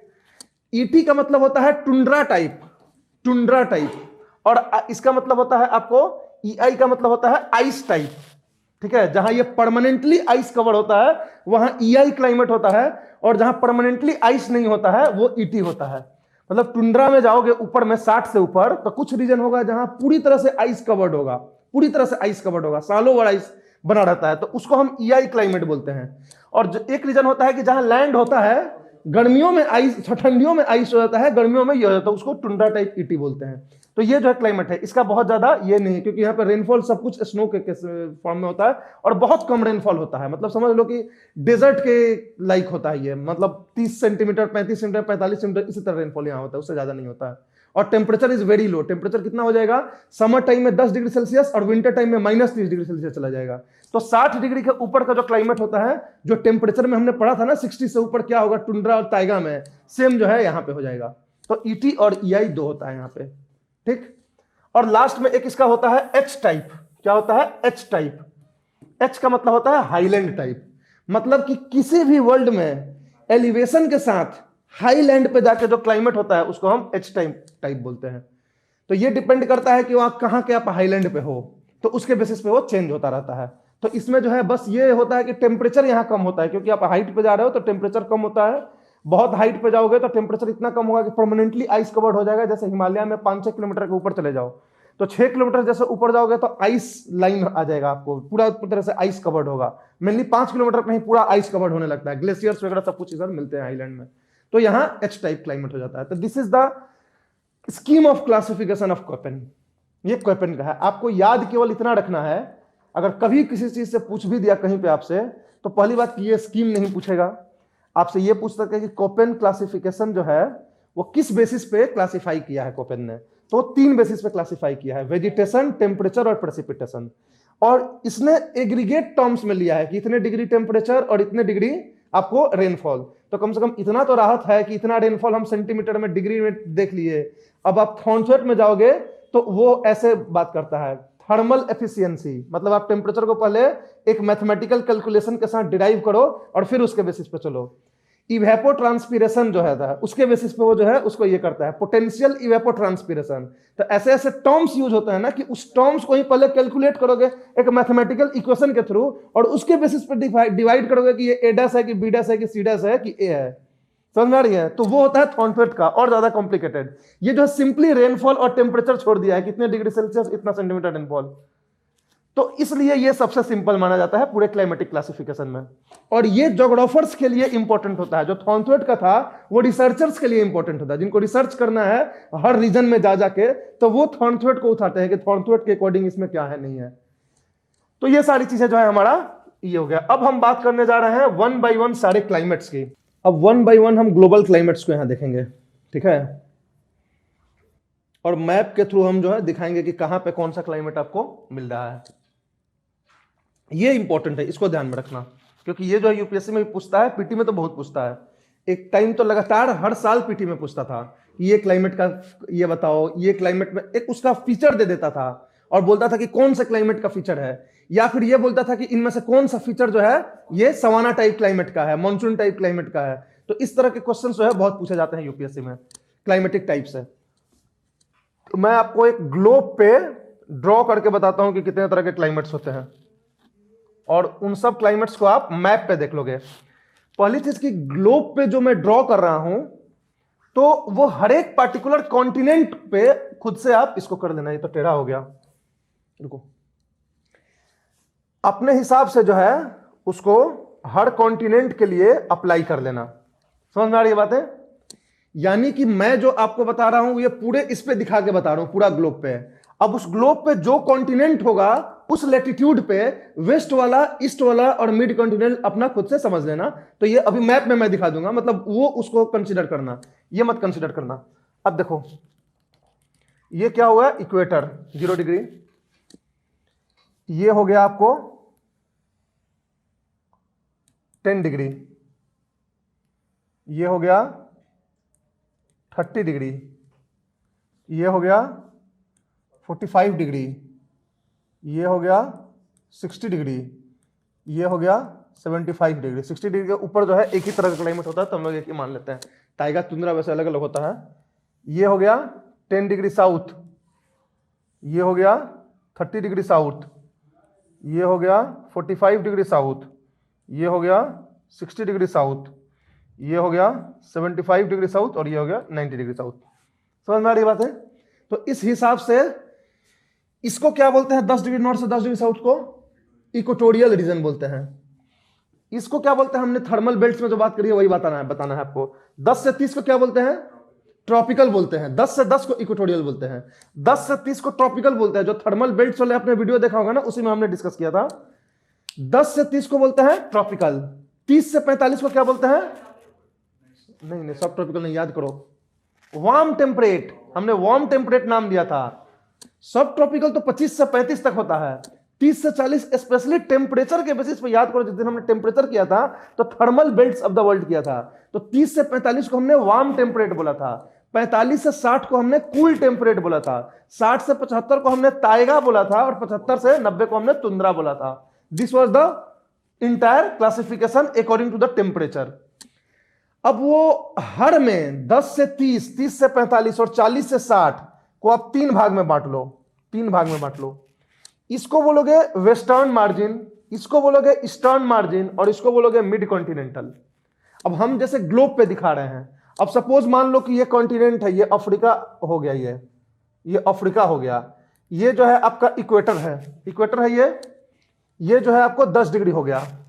इसके ऊपर का जो ये वाला रीजन है वो 10 से 30 हो गया। तो इस पर्टिकुलर कॉन्टिनेंट के लिए ये हो जाएगा रीजन जो है इस वेस्टर्न मार्जिन, ये हो जाएगा मिड कॉन्टिनेंटल, और इधर वाला रीजन हो जाएगा ईस्टर्न मार्जिन। यहीं तक है ये, मान लो तो यहीं तक है, तो ये वाला रीजन हो जाएगा मिड कॉन्टिनेंटल और ये वाला हो जाएगा ईस्टर्न मार्जिन। तो हर कॉन्टिनेंट के लिए उस पर्टिकुलर लैटिट्यूड पे आप बांट लेना कि वेस्ट वाला पार्ट उसका वेस्टर्न मार्जिन, बीच वाला मिड कॉन्टिनेंटल, ईस्ट वाला ईस्टर्न मार्जिन। जैसे कि आपको मैं दिखा दूं पिक्चर से, ये देखो, ये अफ्रीका है, ठीक है, ये जो है जनरली 10 से 30 के बीच में आएगा, ये 15 दिया हुआ है, ये 10 से 30 बीच में इतना आएगा। ये वाला पोर्शन जो है हो जाएगा, ये कौन सा पोर्शन, ये हो जाएगा वेस्टर्न मार्जिन, ये हो जाएगा मिड कॉन्टिनेंटल, और ये हो जाएगा ईस्टर्न मार्जिन। समझ में आ रही बात है? उसी तरह से यूरोप के लिए भी होता है, ये वाला हो जाएगा वेस्टर्न मार्जिन 45 से 60, ये वाला हो जाएगा मिड कॉन्टिनेंटल, ये हो जाएगा ईस्टर्न मार्जिन। तो हर कॉन्टिनेंट पे कहां से कहां तक आपका क्या बन रहा है, उस हिसाब से जो है आप डिमार्केट कर देना। इसको एक इन जनरल भाषा में एक ग्लोब बना के मैं समझा रहा हूं सिंप्लिसिटी के लिए। समझ में आ रही है? This is just for simplicity कि मैंने पूरे ग्लोब में बांट दिया इसको। 10 से 10 वाले को इक्वेटोरियल टाइप क्लाइमेट बोलते हैं, राइट। 10 से 30 में जो ये वाला साइड होगा इसको ट्रॉपिकल हॉट डेजर्ट बोलेंगे, tropical hot desert climate, tropical hot desert, right. और ये कहलाता है कौन सा, tropical western margin, tropical western margin बोलते हैं इसको। ये होगा ट्रॉपिकल मिड कॉन्टिनेंटल। तो मिड कॉन्टिनेंटल ट्रॉपिकल में जो क्लाइमेट बनेगा उसका नाम है savanna type, savanna climate, savanna type climate. क्योंकि सवाना एक रीजन है जहां पे कि ये क्लाइमेट जो है पाया जाता है पूरे डिटेल में अच्छे से, तो उसी के नाम पे इसको सवाना टाइप क्लाइमेट बोल दिया गया है। ये सवाना अफ्रीका में पाया जाता है, इथोपिया वाले रीजन में, तो दिस इज सवाना टाइप। उसके बाद फिर इधर वाला जो क्लाइमेट होगा इसको हम मॉनसून टाइप या ट्रॉपिकल मेरी टाइम बोलते हैं, मॉनसून टाइप या ट्रॉपिकल मेरी टाइम। ये दो नाम क्यों है? दो नाम इसलिए है क्योंकि मॉनसून बड़ा ही एक स्पेशल टाइप का क्लाइमेट होता है जो एशिया में पाया जाता है। एशिया कॉन्टिनेंट के ऊपर 10 डिग्री से 30 डिग्री नॉर्थ लेटीट्यूड में या साउथ लेटीट्यूड में जो इसका ईस्टर्न मार्जिन होता है वहां मॉनसूनल क्लाइमेट होता है। इसलिए हम इंडिया में जो है मॉनसून पढ़ेंगे। ये हमारा इंडिया वाला रीजन है, ये यहां पे हमारा इंडिया का मॉनसून आपको मिलेगा। इस मॉनसून का एक स्पेशल टाइप क्लाइमेट होता है, स्पेशल टाइप फीचर्स होता है। और बाकी कॉन्टिनेंट्स पे वर्ल्ड में इसको ट्रॉपिकल मैरीटाइम बोलते हैं। क्या बोलते हैं? ट्रॉपिकल मैरीटाइम, ठीक है। और हमारा 10 से 10 क्या हो गया? इक्वेटोरियल टाइप क्लाइमेट हो गया, इक्वेटोरियल टाइप क्लाइमेट। अब हम बात करते हैं 30 से 45, इसको बोलते हैं हम वार्म टेम्परेट। ये वाला पार्ट हो जाएगा वार्म टेम्परेट वेस्टर्न मार्जिन, ये हो जाएगा वार्म टेम्परेट मिड कॉन्टिनेंटल, और ये हो जाएगा warm temperate eastern margin. Warm temperate western margin पे जो क्लाइमेट होता है उसको बोलते हैं मेडिटेरेनियन टाइप, मेडिटेरेनियन, मेडिटेरेनियन। और ये कौन सा रीजन है? तो मेडिटेरेनियन सी के आसपास वाला रीजन है, क्योंकि उसको देखोगे तो 30 से 45 के बीच में पड़ेगा और किस वेस्टर्न मार्जिन पे पड़ेगा। तो ये हो गया मेडिटेरेनियन टाइप क्लाइमेट। ये जो बीच का हो जाता है 30 से 45 में, इसको बोलते हैं steppe type climate, steppe type climate, steppe type. और इधर वाले को बोलते हैं east China type climate, east China type. ये आप नाम इसलिए नहीं सुने हो क्योंकि आप केवल एनसीईआरटी पढ़े हो और एनसीईआरटी में इसी को नहीं दिया है, ठीक है। इस बारे में कुछ नहीं दिया है, उसने इसके बदले कोपेन को दे दिया है। मालूम नहीं क्यों कि कोपेन को क्यों दिया है, ठीक है। आज दिया भी है तो ऐसे दिया है कि आप समझते रहो, नाम देकर ना आगे बढ़ गया है। तो ये हो गया। आप अगर ये पढ़ोगे, जीसी लियोंग पढ़ोगे, तो डिटेल में इसी नाम से सारे क्लाइमेट्स हैं। तो जीसी लियोंग से आप एक बार बाद में यहां पढ़ने के बाद रीडिंग मार देना ताकि समझ में आ जाएगा डिटेल में। तो east China type, steppe type, Mediterranean type, समझ में आ गया। 45 से 60 को बोलते हैं कूल टेम्परेट। कूल टेम्परेट का जो ईस्टर्न मार्जिन होता है इसको बोलते हैं ब्रिटिश टाइप क्लाइमेट, क्योंकि यहां पे ब्रिटेन बसा हुआ है, तो ब्रिटिश टाइप क्लाइमेट इसको बोलते हैं। बीच वाले को बोलते हैं साइबेरियन क्लाइमेट। ये हो गया ब्रिटिश टाइप साइबेरियन क्लाइमेट, और ये हो गया लॉरेंसियन क्लाइमेट। समझ में आ रही बात है? इसको बोलते हैं साइबेरियन, कूल टेम्परेट और mid continental, cool temperate eastern margin, इसको लॉरेंसियन बोलते हैं। ये क्या था? मेडिटेरेनियन क्लाइमेट, और स्टेपी को भी एस समझ लो, स्टेपी क्लाइमेट। और ये जो है ईस्ट चाइना टाइप क्लाइमेट, या सी बोल दो, चाइना टाइप क्लाइमेट। तो बीएससी एमएससी इस तरह से चलता है, एमएससी बीएससी। ये एल को सी मान लेते हैं याद करने के लिए, तो ये हो गया MSC, M for Mediterranean, S for steppe, C for China, B for British, S for Siberian, L for Laurentian. तो एमएससी बीएससी हो गया ये हो गया ट्रॉपिकल हॉट डेजर्ट, ये होता है सवाना डेजर्ट, ये होता है सवाना क्लाइमेट, ये होता है मॉनसून और ट्रॉपिकल मेरीटाइम क्लाइमेट। ये इक्वेटोरियल टाइप क्लाइमेट हो गया। इसके ऊपर हो जाएगा ताइगा और इसके ऊपर हो जाएगा तुंद्रा। समझ में आ रही है? तो ये मेजरली हमारे जो क्लाइमेट्स हैं, इन दोनों ये एक ही जैसे होते हैं तो एक ही टाइप हम इनको मान लेते हैं। इसके अलावा एक हाईलैंड क्लाइमेट तो हम जानते ही हैं कि जब कोई भी माउंटेन पर चले जाओ, तो कोपेन नहीं देखे गए थे, तो उसको भी हम लोग मान लेते हैं कि हाँ भाई माउंटेन पर भी एक अलग क्लाइमेट हम मान लें, क्योंकि वो कहीं भी पाया जा सकता है पूरे वर्ल्ड में। तब 1 बाय 1 हमको इनको देखना है कि इनका क्या फीचर है, क्या है, कैसे है, क्यों बने हैं इस तरह से, क्या यहाँ पे प्रोसेस हो रहा है, किस तरह का यहाँ का लाइफ स्टाइल है, लोग कैसे हैं, ये सारी चीजें आपको डिटेल में जो है एक एक क्लाइमेट के बारे में देखना है। तो सबसे पहले हम बात करते हैं इक्वेटोरियल क्लाइमेट के बारे में। Equatorial climate, equatorial climate. अब आप लोग थोड़ा थोड़ा मुझे बताना, क्योंकि आप काफी पढ़ चुके हो, क्या इसका ये होगा, लैटिट्यूड होगा 10 degree north to 10 degree south, ठीक है। यहां टेम्परेचर कितना होगा 22 टू 27, जनरली 22 डिग्री होगा विंटर में, 27 डिग्री होगा समर में। बहुत ज्यादा यहां वेरिएशन नहीं होगा समर विंटर का। क्यों? हैवी रेनफॉल की वजह से, और सी का भी इस यहां पे इंपैक्ट है। तो हैवी रेनफॉल और वाटर बॉडीज का ज्यादा होना की वजह से यहाँ पे इक्वेबल क्लाइमेट होता है, मॉडरेटिंग इफेक्ट इसको बोलते हैं। तो यहाँ विंटर होता ही नहीं है, 22 से 27 डिग्री के बीच में ही होता है। तो ये हो गया इक्वेटोरियल क्लाइमेट। रेनफॉल कितना होगा यहाँ पे? मोर देन 200, 300 तक रेनफॉल होता है यहाँ पे, ठीक है। 150 तो मानसून में भी हो जाता है, हमारे मैरीटाइम में भी हो जाता है। यहाँ पे जो है आप बोलोगे 200-250 से भी ऊपर रेनफॉल होता है। 200 से 250 रेनफॉल और मोर देन 300 सेंटीमीटर रेनफॉल। तो 200 से 300 मान लेते हैं, चलो एग्रीगेट 200 से 300 सेंटीमीटर रेनफॉल होगा यहाँ पे, ठीक है। 10 डिग्री नॉर्थ से 10 डिग्री साउथ। टेम्परेचर कितना हो जाएगा, जैसा कि आपने बताया 22 से लेकर 27 तक, ठीक। तो ये हो गया हमारा। अब इसमें जो है रेनफॉल जो हो रहा है वो किस टाइप का रेनफॉल हो रहा है ये बताओ? कन्वेक्शनल होगा रेनफॉल। जितने भी रेनफॉल होंगे वो हीटिंग की वजह से पानी ऊपर जाएगा और वो रेनफॉल होगा। और वो कैसा रेनफॉल होगा? कन्वेक्शनल होगा तो हैवी रेनफॉल होगा, थंडर एंड लाइटनिंग होगी, क्यूमुलोनिम्बस क्लाउड्स होगा। और ज्यादातर यहां रेनफॉल जो होता है वो कब होता है? 2 बजे से लेकर 4 बजे के बीच में, क्योंकि हमारा जो अर्थ होता है वो 2 बजे के करीब में मैक्सिमम गर्म होता है। वैसे तो 12 बजे बीच का होता है, लेकिन जो हीटिंग जो होती है ना, वो प्रोसेस चलते चलती है, वो 2 बजे से लेकर 4 बजे के बीच में हीटेड रहता है। सबसे ज्यादा कन्वेक्शन होता है, पूरा रेनफॉल करके फिर कूल डाउन हो जाता है, रात में थोड़ा सा कूल हो जाता है ये। तो ये हो जाता है 200 से 300 centimetre rainfall, convectional type of rainfall. ये सारा ये इक्वेटोरियल का होगा। ये तो हो गया क्लाइमेटिक फैक्टर्स हो गया। इसके जो सॉइल होते हैं वो जनरली लेटराइट सॉइल होते हैं और बहुत ही इनफर्टाइल सॉइल होते हैं, क्योंकि इतना ज्यादा पानी होता है ना कि सारे मिनरल्स जो सॉइल होते हैं वो दह के नीचे चले जाते हैं, जिसको हम लीचिंग बोलते हैं। तो एक्सेसिवली लिच्ड सॉइल होता है यहाँ पे, लेटराइट काइंड ऑफ सॉइल होता है। वो सॉइल ज्योग्राफी जब पढ़ेंगे हम ना, बायोज्योग्राफी, तो उसमें हम इसको डिस्कस करेंगे कि ये क्या होता है, ठीक है। तो ये समझ गए आप इक्वेटोरियल का फैक्टर। इक्वेटोरियल की वेजिटेशन कैसी होती है? तो यहाँ की जो वेजिटेशन होती है वो काफी डाइवर्स वेजिटेशन होती है, डेंस वेजिटेशन होती है। ह्यूज मतलब dense forest, equatorial rain forest जिसको बोलते हैं, जहां की डेंसिटी बहुत ज्यादा होती है। और ज्यादातर जो स्पेसीज होते हैं यहाँ पे प्लांट्स के, वो होते हैं हार्डवुड ट्रीज। हार्डवुड ट्रीज जैसे कि महोगनी हो गया, रोजवुड हो गया। तो ये सब जो होता है ना, भारी जो लकड़ी वाले पेड़ होते हैं ना, बड़े बड़े सागवान हो गया, तो ये सब जो है ये पेड़ यहाँ पाए जाते हैं। तो हार्डवुड ट्रीज मेनली होता है। इस रीजन में ज्यादातर जो है पुअर पॉपुलेशन होता है, क्योंकि ये रीजन जो है ना बहुत खराब रहने के लिए होता है, क्योंकि यहाँ पे चिपचिपा बहुत ज्यादा होगा, बहुत ज्यादा ह्यूमिडिटी होगी, मॉइस्चर होगा, सफोकेटिंग एटमॉस्फेयर होगा। इसकी वजह से यहाँ पे बीमारियां बहुत ज्यादा होती हैं, मलेरिया, ये सब जो बीमारी होती है इस रीजन में, अफ्रीका का जो भी रीजन है यहाँ पे फैलते रहेगा। ये वाला रीजन हो गया हमारा, ये रीजन समझ में आ रही है, यहां से लेके यहां तक का जो रीजन होता है, this is equatorial type of climate.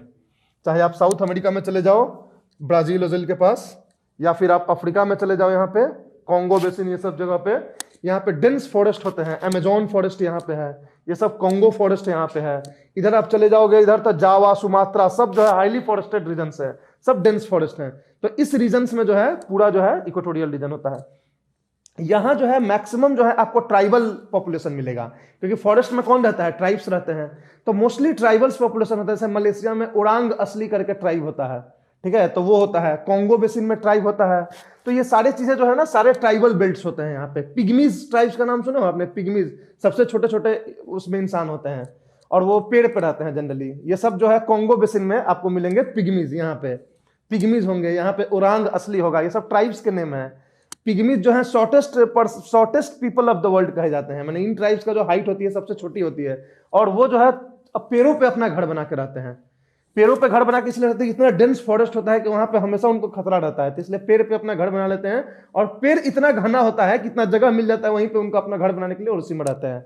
And hunting and gathering का काम करते हैं, हंटिंग करके खाते हैं, नीचे फल है उसको गैदर करके। तो हाईली डाइवर्स जोन होता है, फॉरेस्टेड जोन होता है।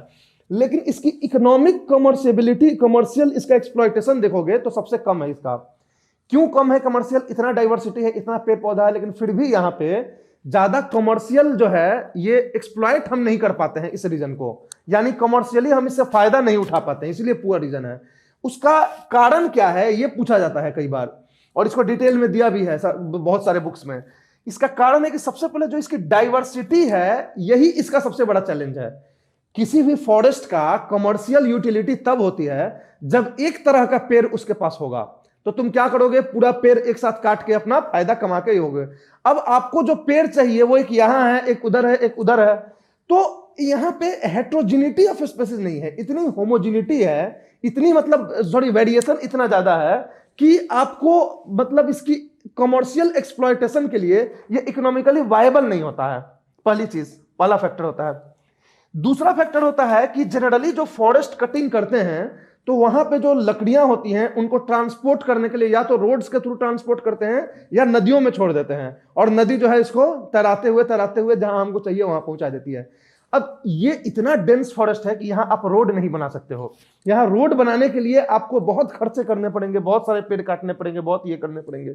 और नदियां जो है इन लकड़ियों को ढो नहीं सकती है क्योंकि ये बहुत भारी लकड़ी होते हैं, नदी में डालते हैं तो वो डूब के नीचे चली जाती है वहीं पर और वहीं रह जाती हैं। तो दोनों ही कारण से transportation is not viable, feasible in this region. पहली चीज, एक्सप्लॉयटेशन और cutting of forest is not feasible because the plants are not aggregated. जो प्लांट हमें चाहिए एक साथ नहीं है। प्लस आप जाओगे तो आपका सेफ्टी का ही इशू सबसे ज्यादा रहेगा, सांप काट लेगा, जानवर खा जाएगा। जनरली वाइल्ड एनिमल्स तो नहीं होते हैं, लेकिन विषैले विषैले यहाँ पे ये सब होते हैं, स्नेक्स होते हैं या इस तरह के इंसेक्ट होते हैं, रेप्टाइल्स ज्यादा होते हैं, तो उनका भी खतरा होता है। इन सब कारण से इधर के लोग जो है कभी डेवलपमेंट नहीं हुआ इस रीजन में। जैसे इसी तरह के फॉरेस्ट इधर भी है, कोनिफेरस फॉरेस्ट, वहाँ खूब डेवलप्ड है, पूरा एकदम लंबरिंग करते हैं, बढ़िया पेपर इंडस्ट्री डेवलप है वहाँ पे। यहाँ पे कोई इंडस्ट्री डेवलप नहीं है, पेपर के लिए जो लकड़ी चाहिए वो आपको एक साथ मिलेगा नहीं। तो ये सारी चीजें हैं, लेकिन ये बायोडाइवर्सिटी के अकॉर्डिंग बहुत जो है बायोडाइवर्स रीजन है। हमारे क्लाइमेट के लिए ये बिल्कुल सही है। इसको बोलते हैं लंग्स ऑफ द अर्थ, क्योंकि मोस्ट ऑफ द जो ऑक्सीजन निकलता है वो इस रीजन से निकलता है। इस रीजन में जो ट्राइब्स होते हैं वो शिफ्टिंग कल्टीवेशन करते हैं। शिफ्टिंग कल्टीवेशन समझते हो? नाम सुने हो शिफ्टिंग? यस, एक जगह से पेड़ को काटा, उसको फिर उसकी फर्टिलिटी को यूज किया, 2-3 साल तक फसल उपजाया, उसके बाद फिर दूसरे जगह चले गए, वहां का पेड़ काटा, इस तरह से कर करके पेड़ काटा मतलब शिफ्टिंग मतलब बर्निंग भी करते हैं, पूरा पेड़ को जला देते हैं साफ करने के लिए।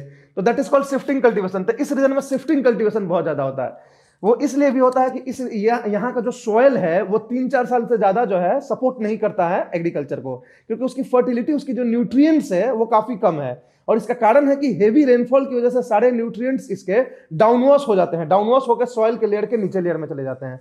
There was a question in I think 2011 कि why the soils of the tropical region are not having good fertility या आर डेफिसिट इन न्यूट्रिएंट्स। तो उसका कारण 4 ऑप्शन दिया था, उसका मेन कारण यही है कि रेनफॉल की वजह से लिच डाउन हो जाते हैं। तो याद रखना हमेशा, सॉइल में भी हम बात करेंगे अभी। तो ये हो गया आपका इक्वेटोरियल रीजन्स के बारे में। कोई दिक्कत? यहाँ का जो वेजिटेशन होता है वो लेयर्ड स्ट्रक्चर होता है, मतलब 3-3 लेयर होते हैं। सबसे जो ऊंचा वाला लेयर होता है वो कैनोपी बनाता है, छतरी बना देता है। उसके नीचे जो होता है इपीफाइटिक लेयर होते हैं। इपीफाइटिक लेयर मतलब पेड़ के ऊपर ही पेड़ जमा हुआ है, वहां पेड़ मिलेंगे, उससे एक नया पेड़ निकलेगा आपको। वुडी क्लाइंबर्स होते हैं जिनका जड़ तो है जमीन में, लेकिन वो पेड़ को चारों बगल से घेरते घेरते ऊपर में जाके अपना छतरी खोल देते हैं और वहां से फोटोसिंथेसिस करके और नीचे तक सप्लाई करते हैं। और यहाँ पे थोड़ा सा जो थर्ड लेयर होगा वो नीचे श्रब्स या ये सब होते हैं। लेकिन ग्रासेस वहां पे जनरली नहीं पाए जाते हैं क्योंकि लाइट ही नहीं पहुंचती है उसके अंदर में। इतना अंधेरा होगा दिन में भी ना कि वहां पे ग्रासेस को सनलाइट नहीं मिलती है, जिसकी वजह से वो खाली रहते हैं। तो this is the feature of the equatorial type of climate. कोई दिक्कत यहाँ पे?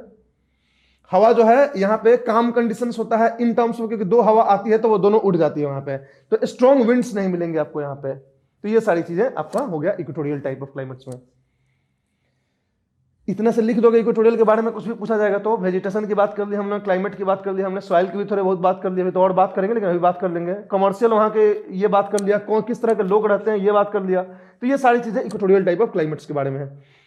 नेक्स्ट जो हम देखने जा रहे हैं वो है आपको मॉनसून टाइप ऑफ क्लाइमेट या tropical maritime type of climate.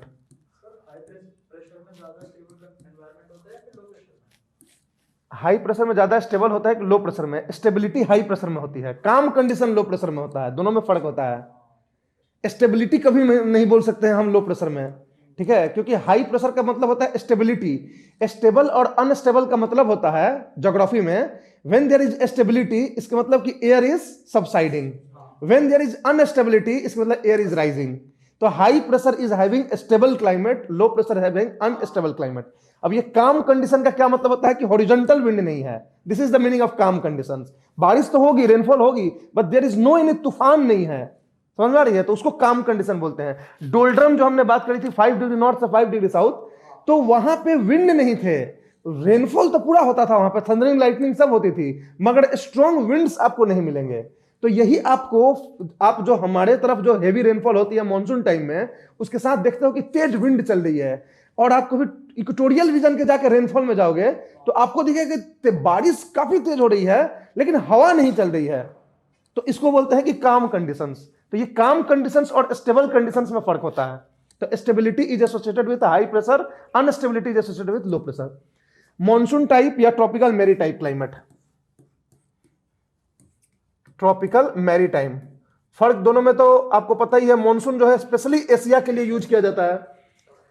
Monsoon का एक क्यों इसको स्पेशली यूज किया जाता है, क्योंकि इंडियन ओशन का और इंडियन जो रीजन है, इंडियन सब कॉन्टिनेंट है, उसकी ऐसी खासियत है, इंक्लूडिंग ऑस्ट्रेलिया, नीचे भी तो वो हमारे ही रीजन में आ गए ना। इनकी खासियत क्या होती है कि इनकी एक ऐसी सिचुएशन बनती है जिसकी वजह से इनका सीजनल रिवर्सल ऑफ विंड हो जाता है।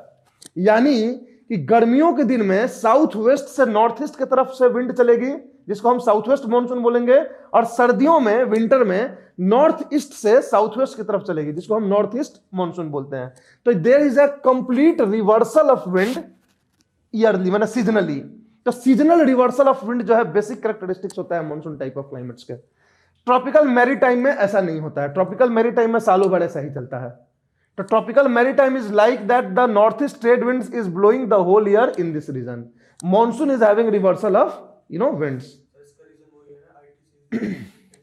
आईटीसीजेड भी होता है, इसका रीजन जो होता है ओशन एंड लैंड का भी होता है। मेजरली आईटीसीजेड का ही होता है कि आईटीसीजेड जो है नॉर्दर्न हेमिस्फीयर में शिफ्ट हो जाता है ड्यूरिंग समर, जिसकी वजह से जो है तो हमारा जो साउथ ईस्ट ट्रेड विंड्स है वो इंटर करके और हमारे इंडियन लैंडमास की तरफ जाके और कन्वर्ज करता है, तो वो हो गया। और विंटर टाइम में आईटीसीजेड पीछे चला गया और उसकी वजह से हमारे तरफ से जो है हाई प्रेशर क्रिएट हो जाता है, और इधर से नॉर्थ ईस्ट हमारी ट्रेड विंड्स होती है वो जाके उधर ये हो जाती है, तो इसलिए हमारा नॉर्थ ईस्ट मानसून हो जाता है। तो मेन आईटीसीजेड नहीं है, लेकिन इसका एक आईटीसीजेड में भी एक मेन कारण होता है लैंड एंड सी का डिस्ट्रीब्यूशन का। समझ आ रही है बातें? ये हो गया, तो हो गया मॉनसून टाइप ऑफ क्लाइमेट। अब बात करते हैं ट्रॉपिकल मेरीटाइम और मॉनसून टाइम। हम मॉनसून पे बहुत ज्यादा अभी डिस्कस इसलिए नहीं कर रहे हैं कि एक होल क्लास हमें मॉनसून पे करना होगा जो इंडियन ज्योग्राफी में हम करेंगे। ट्रॉपिकल मेरीटाइम में क्या होता है कि जनरली ये जो रेनफॉल होता है वो ज्यादातर टाइम में कहां पे होता है, इस टाइम होता है, क्या बोलते हैं, समर टाइम रेनफॉल होता है। विंटर टाइम में कम होता है, समर टाइम में ज्यादा होता है, क्योंकि समर टाइम में रेनफॉल जो होता है क्योंकि strong north east trade winds होती हैं जो पूरे मॉइस्चर्स को लेके आते हैं। तो ये मेनली हमारा ट्रॉपिकल मेरीटाइम और मॉनसून टाइम क्लाइमेट हो गया। इसकी खासियत क्या होती है ट्रॉपिकल मेरीटाइम और मॉनसून टाइप में, कि यहां जो वेजिटेशन होता है और इसका लैटिट्यूड कितना होगा, 10 डिग्री से 30 डिग्री के बीच में होगा। तो 10 डिग्री से 30 डिग्री के बीच में होगा, तो इसमें जो क्लाइमेटिक वेरिएशन होगा समर विंटर में ये बहुत ज्यादा होगा। यहाँ क्लाइमेटिक वेरिएशन बहुत होता है समर विंटर में, जो इक्वेटोरियल रीजन्स में है 22 से 27 था, यहां होगा तो आपको विंटर टाइम में आपकी टेम्परेचर 18 डिग्री सेल्सियस से 22 डिग्री सेल्सियस होगी, और समर टाइम में 42 से 43 डिग्री सेल्सियस टेम्परेचर भी पहुंच जाती है। तो हमारे इंडिया में पहुंच जाता है ना समर टाइम में 42, 44, 46 डिग्री टेम्परेचर। विंटर टाइम में कितना नीचे चला जाता है, लेकिन एवरेज हम मानते हैं कि 18 के आसपास में रहेगा यहाँ पे, ठीक है। तो ये हमारा हो गया monsoon type tropical maritime climate. उसके बाद यहां जो है बेनिफिट ज्यादा है इन टर्म्स ऑफ वेजिटेशन, क्योंकि यहां जो है एक तरह के वेजिटेशन एक साथ होते हैं, और यहां हार्डवुड ट्रीज ज्यादा नहीं होते हैं, यहाँ पे ज्यादा सॉफ्टवुड ट्रीज होते हैं जिनको हम डिसीडुअस ट्रीज बोलते हैं। तो वेट एंड ड्राई डिसीडुअस वेजिटेशन यहाँ पे होता है। ये डिसीडुअस वेजिटेशन क्या होता है, वेट क्या होता है, ड्राई क्या होता है, ये सब हम डिस्कस करेंगे। लेकिन ये अभी फिलहाल ये होता है जिसमें कि नीम होता है, मैंगो होता है, शीशम होता है, ये सब जो है इस रीजन में होता है। और इसकी कमर्शियल एक्सप्लॉइटेशन सबसे ज्यादा है पूरे वर्ल्ड में। मतलब सबसे ज्यादा जंगल काटे गए हैं ये मानसून टाइप ऑफ क्लाइमेट में, क्योंकि यहाँ की पॉपुलेशन डेंस है। तो डेंसिटी ऑफ पॉपुलेशन होने की वजह से लोगों को एरिया चाहिए रहने के लिए, तो उसके लिए फॉरेस्ट काटते हैं। एग्रो रूरल इकोनॉमी है मेनली यहाँ के रीजन्स में। एग्रो रूरल इकोनॉमी मतलब एग्रीकल्चरल पे पूरा लोग डिपेंडेंट है, तो लार्ज एग्रीकल्चरल लैंड चाहिए, उसके लिए फॉरेस्ट काटते हैं।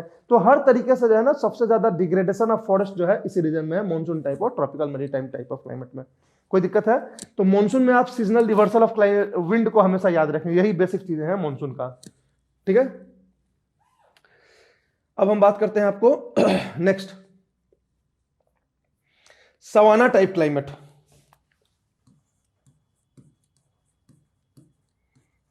सवाना टाइप, इसकी लैटिट्यूड क्या होगी? 10 से 30। क्या होगा? ये ईस्टर्न मार्जिन होगा, मिड कॉन्टिनेंटल होगा, वेस्टर्न मार्जिन होगा, मिड कॉन्टिनेंटल होगा। 10 degree north to 10 degree south, ये होता है मिड कॉन्टिनेंटल। टेम्परेचर वही आप बोलोगे जो 10 डिग्री नॉर्थ तो 10 डिग्री साउथ के लिए आप जानते हो। ठीक है, अब इसकी क्या रेनफॉल होती है? तो यहां रेनफॉल अराउंड, हाँ देखो मानसून वाले में जो रेनफॉल होती थी 150 सेंटीमीटर रेनफॉल होती थी। 100 to 200 centimetre rainfall tropical maritime और मानसून में होता है। ठीक है, यहां जो रेनफॉल होगा अबाउट 100 सेंटीमीटर रेनफॉल होगा। तो here is about 100 centimeter rainfall.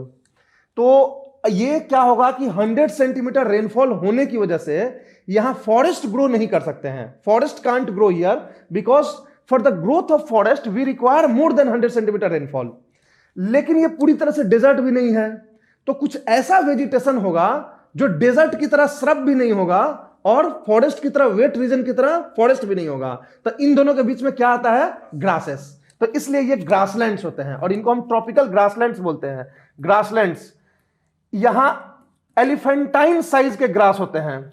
एलिफेंटाइन मतलब कि हाथी के साइज के लंबे लंबे ग्रास होंगे जिसमें आप खो जाओगे। तो इस तरह के ग्रासेस होते हैं यहां पे। और यहां पे वाइल्ड एनिमल्स बहुत ज्यादा होते हैं। जिराफ या जितने वाइल्ड एनिमल्स होते हैं ये बहुत पाए जाएंगे आपको सवाना टाइप में। तो यहां हंटिंग गेम्स बहुत ज्यादा होते हैं। ठीक है, तो इसको हम बिग गेम कंट्री भी बोलते हैं। मतलब कि हंटिंग का प्रतियोगिता, ये सब चीज देखोगे आप तो ये सवाना टाइप में सबसे ज्यादा होता है। ठीक है, ये फिल्म इंडस्ट्रीज जो है यहाँ पे जाते हैं यहाँ के चीज को शूट करने के लिए। तो this is the savanna type. यहाँ का जो मेन प्रॉब्लम है, वो सबसे प्रॉब्लम दिक्कत वाली बात क्या है कि जंगल में आग बहुत इनके लगती है। ये जंगल नहीं होता है, ग्रासलैंड्स ही होते हैं, बट फायर जो है बहुत ज्यादा पकड़ते हैं ड्राइनेस की वजह से। और यहाँ बीच बीच में स्पार्स्ड प्लांट्स होते हैं, जैसे ये सब आपका क्या हो गया, ये ग्रासेस हो गया, ग्रासेस के बीच में एक पेड़ हो जाएगा, फिर ये ग्रासेस हो गए, ग्रासेस के बीच में एक पेड़ हो गया, फिर ग्रासेस हो गए, एक पेड़ हो गया। इस तरह के वेजिटेशन को हम बोलते हैं पार्कलैंड वेजिटेशन। पार्कलैंड वेजिटेशन, तो पार्कलैंड वेजिटेशन मींस कि grasses and scattered plants, scattered trees, sorry. तो ये ट्रीज एंड ग्रासेस का पूरा लैंडस्केप होता है जिसको हम सवाना टाइप ऑफ क्लाइमेट बोलते हैं। और इसकी फीचर्स होती है कि ये alternative wet and dry phase होता है। Alternative wet and dry phase मतलब कि पहले आपको रेनफॉल होगा, जनरली समर में ज्यादा रेनफॉल होगा, विंटर में कम रेनफॉल होगा, लेकिन अल्टरनेट फेज होता है। क्योंकि समर में ज्यादा रेनफॉल होगा तो इसके जनरली जो है, जैसे उधर होता है आपको ट्रॉपिकल मैरीटाइम क्लाइमेट में होता है, समर में ज्यादा रेनफॉल होता है, तो समर से वहां पे रेनफॉल हल्का फुल्का इनको मिलता है क्योंकि ये मिड कॉन्टिनेंटल है। तो इसलिए यहाँ पे रेनफॉल आते आते जो है विंड थोड़ा सा मॉइस्चर को अपना शेड कर चुका होता है, तो इसलिए इनको कम रेनफॉल मिलता है। इनकी जो अल्टरनेट जो वेट एंड ड्राई फेज होता है, मतलब कि पहले थोड़ा रेनफॉल होगा समर में, फिर कुछ दिन ड्राई हो जाएगा, फिर कुछ दिन रेनफॉल होगा विंटर में, फिर ड्राई हो जाएगा, तो इसको बोलते हैं alternate wet and dry period. तो ये alternate wet and dry period कहीं भी लिखा होगा तो सवाना टाइप ऑफ क्लाइमेट आप याद रखना। ये वर्ड हम इसलिए यूज कर रहे हैं ना कि यही वर्ड यूज किए जाते हैं एग्जाम में, यूपीएससी पूछती है alternate wet and dry condition is the feature of which of the following climate, savanna type of climate. आंख बंद करके आप हो गए, समझ आ रही है बातें? समर ड्राई विंटर एग्जैक्टली नहीं, आप विंटर ड्राई समर रेन हम बोल रहे हैं क्योंकि winter dry summer rain generally tropical maritime का होता है, इस चाइना टाइप का होता है, लेकिन इसका नहीं होता है। इसका जो है अल्टरनेटिव फेज होता है। एक बार रेनफॉल फिर ड्राई, फिर रेनफॉल फिर ड्राई, इसलिए alternate wet and dry period इसको बोलते हैं सवाना को। कोई दिक्कत? हर क्लाइमेट के लिए 3-4 वर्ड याद रखना हमेशा। जैसे सवाना के लिए 2 चीज मैंने बोला है, कौन कौन सा? अल्टरनेट वेट एंड ड्राई, दूसरा पार्कलैंड, ठीक है, पार्कलैंड वेजिटेशन, और एक वर्ड यूज किया था land of big game country, या बिग गेम कंट्री इसको बोलते हैं। तो ये जो big game country word use किया जाता है सवाना के लिए जनरली, तो इसके लिए याद रखना, सवाना थोड़ा सा ये है फेमस है, इसलिए इसके लिए याद रखना जरूरी है। Tropical desert climate, tropical hot desert climate actually है ये। तो ये क्या होगा, 10 से 30 के बीच में कहां पे होगा, ये western margin of the continent होगा। अब क्वेश्चन ये पूछता है कि यहां पे क्यों डेजर्ट पाया जाता है, इसी रीजन में क्यों डेजर्ट पाया जाता है, 10 डिग्री से 30 डिग्री, 10 डिग्री से 30 डिग्री और west side of the continent में क्या कारण है यहां पे डेजर्ट पाया जाने का? आप 3 कारण बताओ इसके। ऑफशोर विंड्स, ऑफशोर विंड्स होता है एक, तो कि ऑफशोर ट्रेड विंड्स, कौन से विंड्स? Trade winds. तो ऑफशोर ट्रेड विंड्स की वजह से यहां पे रेनफॉल कम होगा क्योंकि उसके पास मॉइस्चर नहीं है। दूसरा कोल्ड करंट्स, वार्म करंट्स नहीं, वहां से कोल्ड करंट्स गुजरती है, तो कोल्ड करंट्स दूसरा कारण होता है मेजर। और तीसरा, ये रीजन हाई प्रेशर में यहां पे डेवलप होता है, ये जो चलता है ना जेट स्ट्रीम, तो यहां पे जो है हाई प्रेशर क्रिएट करता है। तो ये एक तरह से हाई प्रेशर बेल्ट हुआ, 25 से 35 हुआ, लेकिन ये जो रीजन होता है ना 10 से 30, इसमें जो है हाई प्रेशर जो है उस जेट स्ट्रीम की वजह से वहां पे हाई प्रेशर क्रिएट कर देता है। जैसे ही ओशन से ये लैंड की तरफ जाता है, जैसे समझ लो कि आपका ये आपका हो गया, चीजें हो गई है, अब ये आपका रीजन है, ये इधर से जेट स्ट्रीम चल रहा है, तो जैसे यहां पे पहुंचेगा ना इस पॉइंट पे, तो उस समय क्रेस्ट हो जाता है इसका, क्योंकि थर्मल कंट्रास्ट जो है तेज होता है, तो क्रेस्ट की वजह से नीचे जो है एयर सबसाइड करने लगता है, फिर आगे बढ़ जाता है तो उसका ट्रफ आ जाता है। तो क्रेस्ट ट्रफ का जो डिफरेंस की वजह से हाई प्रेशर लो प्रेशर होता है, तो इसकी वजह से यहाँ पे एक्सट्रीम हाई प्रेशर क्रिएट हो जाता है, मतलब पूरा एयर सबसाइड करता है यहाँ पे पूरी तरह से, जिसके कारण कि थोड़ा भी कन्वेक्शन नहीं होगा रेनफॉल के लिए। दूसरी बात है कि ये जो यहाँ पे करंट चल रहा है, ये नीचे आ रहा है, सॉरी, कोल्ड ओशन करंट चल रहा है, तो कोल्ड ओशन करंट होता है तो यहाँ के रीजन को ठंडा कर देता है। तो इधर से अगर कहीं पे कोई हवा जा भी रही है तो मॉइस्चर पिक नहीं कर सकती है, क्योंकि यहाँ पे पानी जो है ठंडा है, मॉइस्चर पिक होने के लिए गर्म पानी चाहिए होता है ओशन का, और इधर से जो आ रही है विंड जो है ये ऑफशोर हो जा रही है यहाँ आते आते, तो इस रीजन में जो है पूरी तरह से cold desert, sorry hot desert develop हो जाता है। तो आपको ये क्वेश्चन 2013 में मेंस में पूछा गया था, और कभी भी पूछा जा सकता है, या पीटी में भी पूछा जा सकता है, कई बार पीटी में भी पूछा है कि क्यों जो है इस रीजन में जो है डेजर्ट्स पाए जाते हैं। तो ये कौन सा रीजन होगा, तो देखो ये 10 हो गया, ये 30 हो गया, इस 10-30 में अफ्रीका में देखोगे अगर, तो this part is savanna, this part is desert. Desert में कौन सा डेजर्ट है यहाँ पे? सहारा डेजर्ट है, और ये पार्ट जो होता है वो मॉनसून टाइप का होता है, ठीक है। तो ये जो हो जाता है ट्रॉपिकल मैरीटाइम होता है, जो इस अरेबियन सी की वजह से इधर जाता है, थोड़ा बहुत रेनफॉल होता है। अब हम बात करेंगे अफ्रीका में। अफ्रीका में भी आप उधर एशिया में मत घुसो, इधर की बात करो, यहां तक का। एशिया में देखोगे अगर, तो ये वाला जो पार्ट हो गया वो ट्रॉपिकल मैरीटाइम हो गया या मॉनसून हो गया, ये वाला पार्ट जो हो गया वो थोड़ा बहुत सवाना का हो गया, और ये वाला पार्ट जो हो गया हमारा थार डेजर्ट वाला हो गया, अरेबिया डेजर्ट वाला। तो इस तरह से डेजर्ट कंडीशन हो जाता है। तो इस टाइप से आपको इस 10 से 30 में आपको डेजर्ट मिलेंगे। यहां कैलिफोर्नियन डेजर्ट मिलेंगे, इस साइड में आपको कैलिफोर्नियन डेजर्ट मिलेंगे। यहां आप जाओगे नीचे में, अगर इस रीजन में जाते हो तो यहां अटकामा डेजर्ट आपको मिलेगा, यहां आपको कालाहारी डेजर्ट मिलेगा, यहां आपको वेस्ट ऑस्ट्रेलियन डेजर्ट मिलेगा। तो पूरे वर्ल्ड में देख लो 10 से 30 का जो ये वाला पार्ट है, यहां पे हर जगह डेजर्ट मिलेंगे आपको। और इसी डेजर्ट के ईस्ट साइड में हर जगह आपको सवाना टाइप थोड़ा क्लाइमेट मिलेगा, सवाना टाइप क्लाइमेट मिलेगा, यहां पे सवाना टाइप क्लाइमेट मिलेगा। और इसके सबसे ईस्टर्न साइड में आपको मैरीटाइम क्लाइमेट मिलेगा, और इंडिया के केस में इसको मानसून क्लाइमेट बोलते हैं। कोई दिक्कत है? क्लियर है? तो यही चीज होता है आपका ये ट्रॉपिकल हॉट डेजर्ट। कौन सा 3 कारण होता है ट्रॉपिकल हॉट डेजर्ट का, ये आपको याद रखना है। यहां जो होता है टेम्परेचर आपको पता है कितना होगा, टेम्परेचर जो है लगभग 42 से 47 डिग्री का टेम्परेचर होता है। ठंडी के दिन में कम हो जाता है, तो ये जो डिफरेंस होता है बहुत ज्यादा हो जाता है टेम्परेचर का। Rainfall is less than 25 centimetre, 25 centimetre से भी कम रेनफॉल होता है यहाँ पे। क्लियर है? यहां किस तरह के वेजिटेशन होंगे, तो ड्राई वेजिटेशन होगा, कैक्टस होगा यहाँ पे। तो इस तरह के जो है ना ड्राई वेजिटेशन, कैक्टस, पाम, ये सब होते हैं यहाँ पे। तो ये इसका ड्राई वेजिटेशन होता है। अब ये सब जो है हम लोग वेजिटेशन वाले में एक बार देख लेंगे कौन सा ड्राई वेजिटेशन के क्या फीचर्स होते नहीं होते। ये इन्वायरमेंट में पढ़ेंगे हम लोग। एक्चुअली इन्वायरमेंट जब पढ़ेंगे ना तो हर तरह का ना हम लोग वेजिटेशन पढ़ते हैं, तो उस समय हम लोग इसको देखेंगे। अब नेक्स्ट हम बात करते हैं मेडिटेरेनियन टाइप क्लाइमेट। मेडिटेरेनियन किसमें है, क्या लैटिट्यूड है, इसका लैटिट्यूड हो जाएगा 30 से 45। Eastern margin, western margin, mid continental, western margin, right, western margin. Continent का जो वेस्टर्न मार्जिन होगा 30 से 45 में, वो मेडिटेरेनियन टाइप क्लाइमेट हो जाएगा। अब इसमें देखो, मेडिटेरेनियन क्लाइमेट मतलब 30 डिग्री से 45 डिग्री में, यानी कि जो भी यहां पे होगा, जैसे मान लो ये एशिया हुआ, ये वाला जो रीजन होता है वो मेडिटेरेनियन टाइप ऑफ क्लाइमेट होता है, राइट। ये वाला जो रीजन होगा वो मेडिटेरेनियन टाइप ऑफ क्लाइमेट होगा। 30 से 45 में जो ये वाला रीजन सब होगा, हर जगह ये मेडिटेरेनियन क्लाइमेट होगा। मेडिटेरेनियन क्लाइमेट की खासियत क्या होती है कि विंटर टाइम में यहां पे ये वेस्टर्लीज आ जाती है, विंटर टाइम में, ड्यूरिंग विंटर वेस्टर्लीज आ जाएगी, और ड्यूरिंग समर जो है वेस्टर्लीज ऊपर चली जाएगी ऐसे, और इधर आ जाएगा नॉर्थ ईस्ट ट्रेड विंड्स।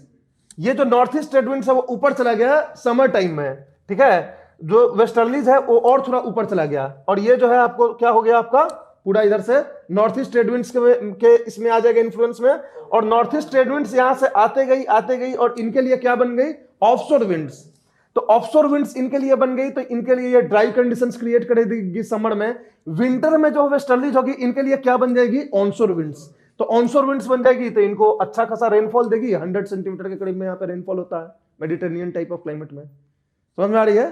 तो this is the 100 centimeter rainfall. Temperature क्या होगा, जो टेम्परेचर आप वार्म टेम्परेचर के लिए रखते हो वही टेम्परेचर यहां पे होगा। लगभग 18 डिग्री सेल्सियस टेम्परेचर से लेकर 10 डिग्री सेल्सियस के टेम्परेचर का होगा। 18 से 22 समर में होगा, 10 डिग्री विंटर में होगा। तो इस तरह का टेम्परेचर होता है यहाँ पे वार्म टेम्परेचर में। समझ में आ रही है? किस तरह का वेजिटेशन होंगे यहाँ पे? यहाँ पे मेनली जो वेजिटेशन होता है वो होता है साइट्रस फ्रूट्स का। साइट्रस फ्रूट्स मतलब फ्रूट्स वाला वेजिटेशन यहाँ पे सबसे ज्यादा होता है। ऑलिव ऑयल कहाँ का फेमस है? इटली का फेमस है, इटली इसी रीजन में आता है। उसके बाद ग्रेप फ्रूट यहीं पे मिलता है, तो ह्यूज अमाउंट ऑफ जो साइट्रस फ्रूट्स होते हैं ना वो यहाँ पे मिलते हैं, ऑरेंज, ग्रेप्स, ये सब चीजें। और यही कारण है कि ये वाला जो रीजन है वो वाइन के लिए फेमस है। जितने भी आप गुड क्वालिटी वाइन्स देखेंगे, स्कॉच ये सब आप देखेंगे कि फ्रेंच वाइन है, तो इटालियन वाइन है, बेल्जियन वाइन है, तो ये सब यहीं पे हैं। तो this is famous for wine industries, wine industries, olive oil industries, ये सब चीज जो है ना जो भी साइट्रस फ्रूट से रिलेटेड हैं, ये सब आपको यहाँ पे मिलेंगे। कोई दिक्कत? यहाँ पे मेनली श्रब वेजिटेशन होता है, स्क्रिलोफाइट बोलते हैं, श्रब वेजिटेशन होता है यहाँ पे। उतने डिटेल में जाने की जरूरत नहीं है, बट याद रखो ना कि हाँ साइट्रस फ्रूट्स के लिए फेमस होते हैं हमेशा। कोई दिक्कत? तो इसलिए मेडिटेरेनियन यहाँ पे रीजन होता है। ये मेडिटेरेनियन के बारे में मेनली आपको ये देख लेना है कि ये विंटर रेन करता है, समर ड्राई करता है। ये एक वर्ड यूज किया जाता है इसके लिए, समर ड्राई, विंटर रेन। अब नेक्स्ट हम बात करते हैं किसकी? स्टेपी टाइप ऑफ क्लाइमेट की। स्टेपी, यह भी इंपॉर्टेंट है, स्टेपी टाइप।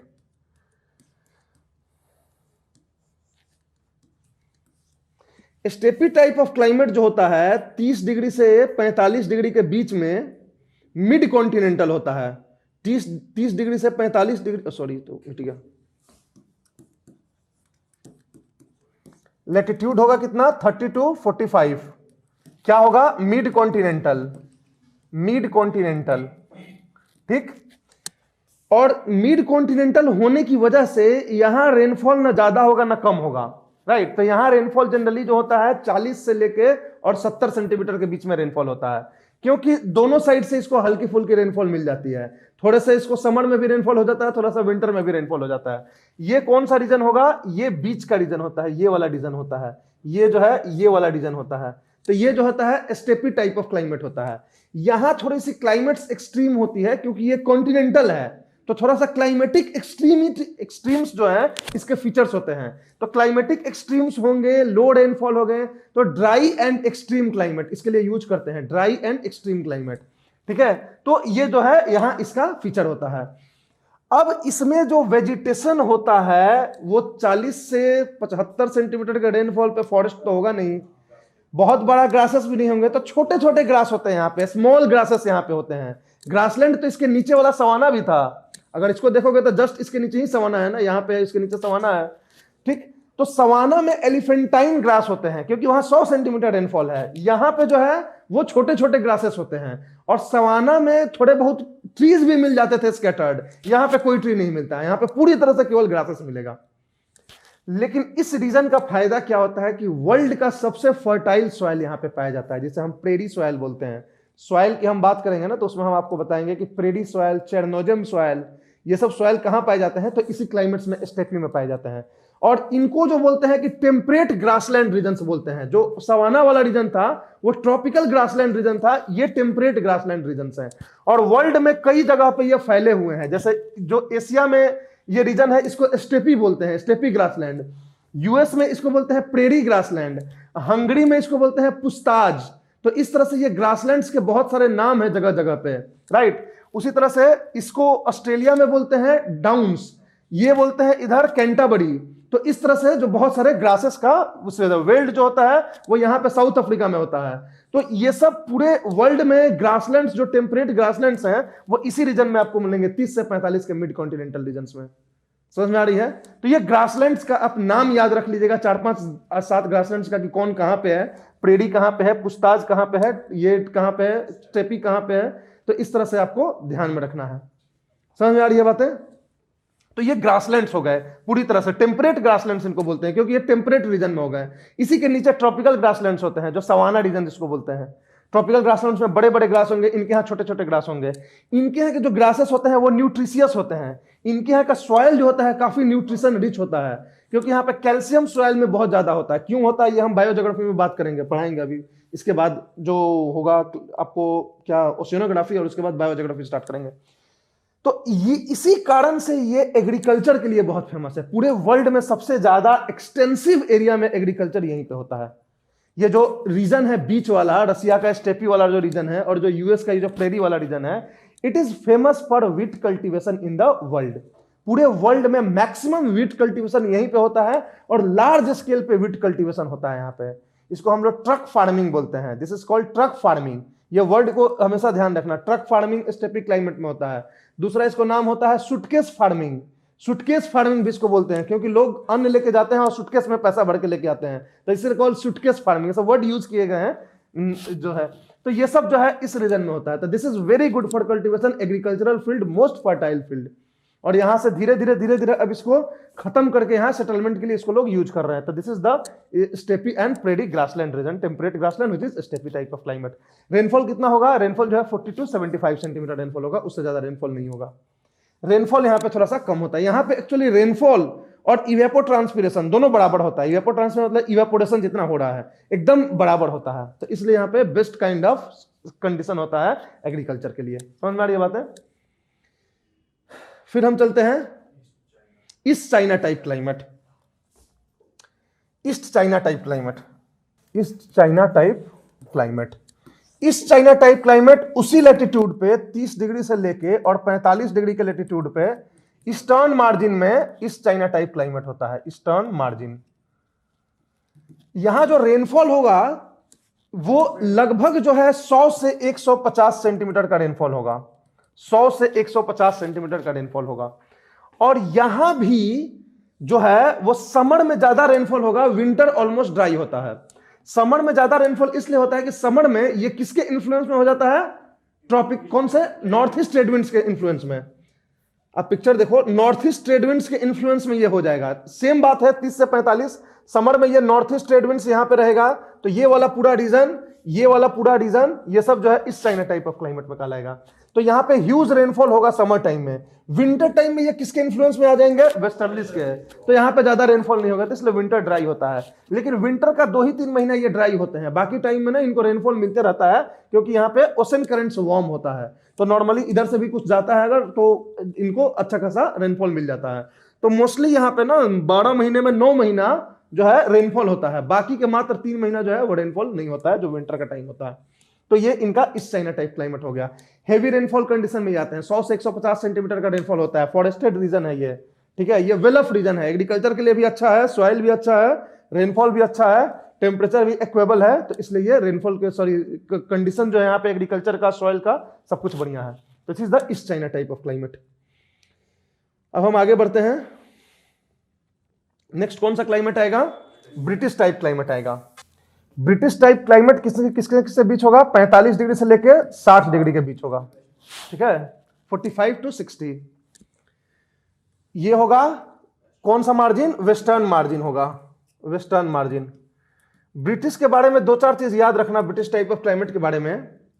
यहां का जो टेम्परेचर होगा वो समर टाइम टेम्परेचर होगा 10 डिग्री से लेकर 18 डिग्री सेल्सियस, और विंटर टाइम टेम्परेचर होगा अराउंड 3 डिग्री सेल्सियस। तो ये जो है 3 डिग्री सेल्सियस या -3 डिग्री सेल्सियस वहां तक जाएगा। तो ये समर और विंटर का हुआ।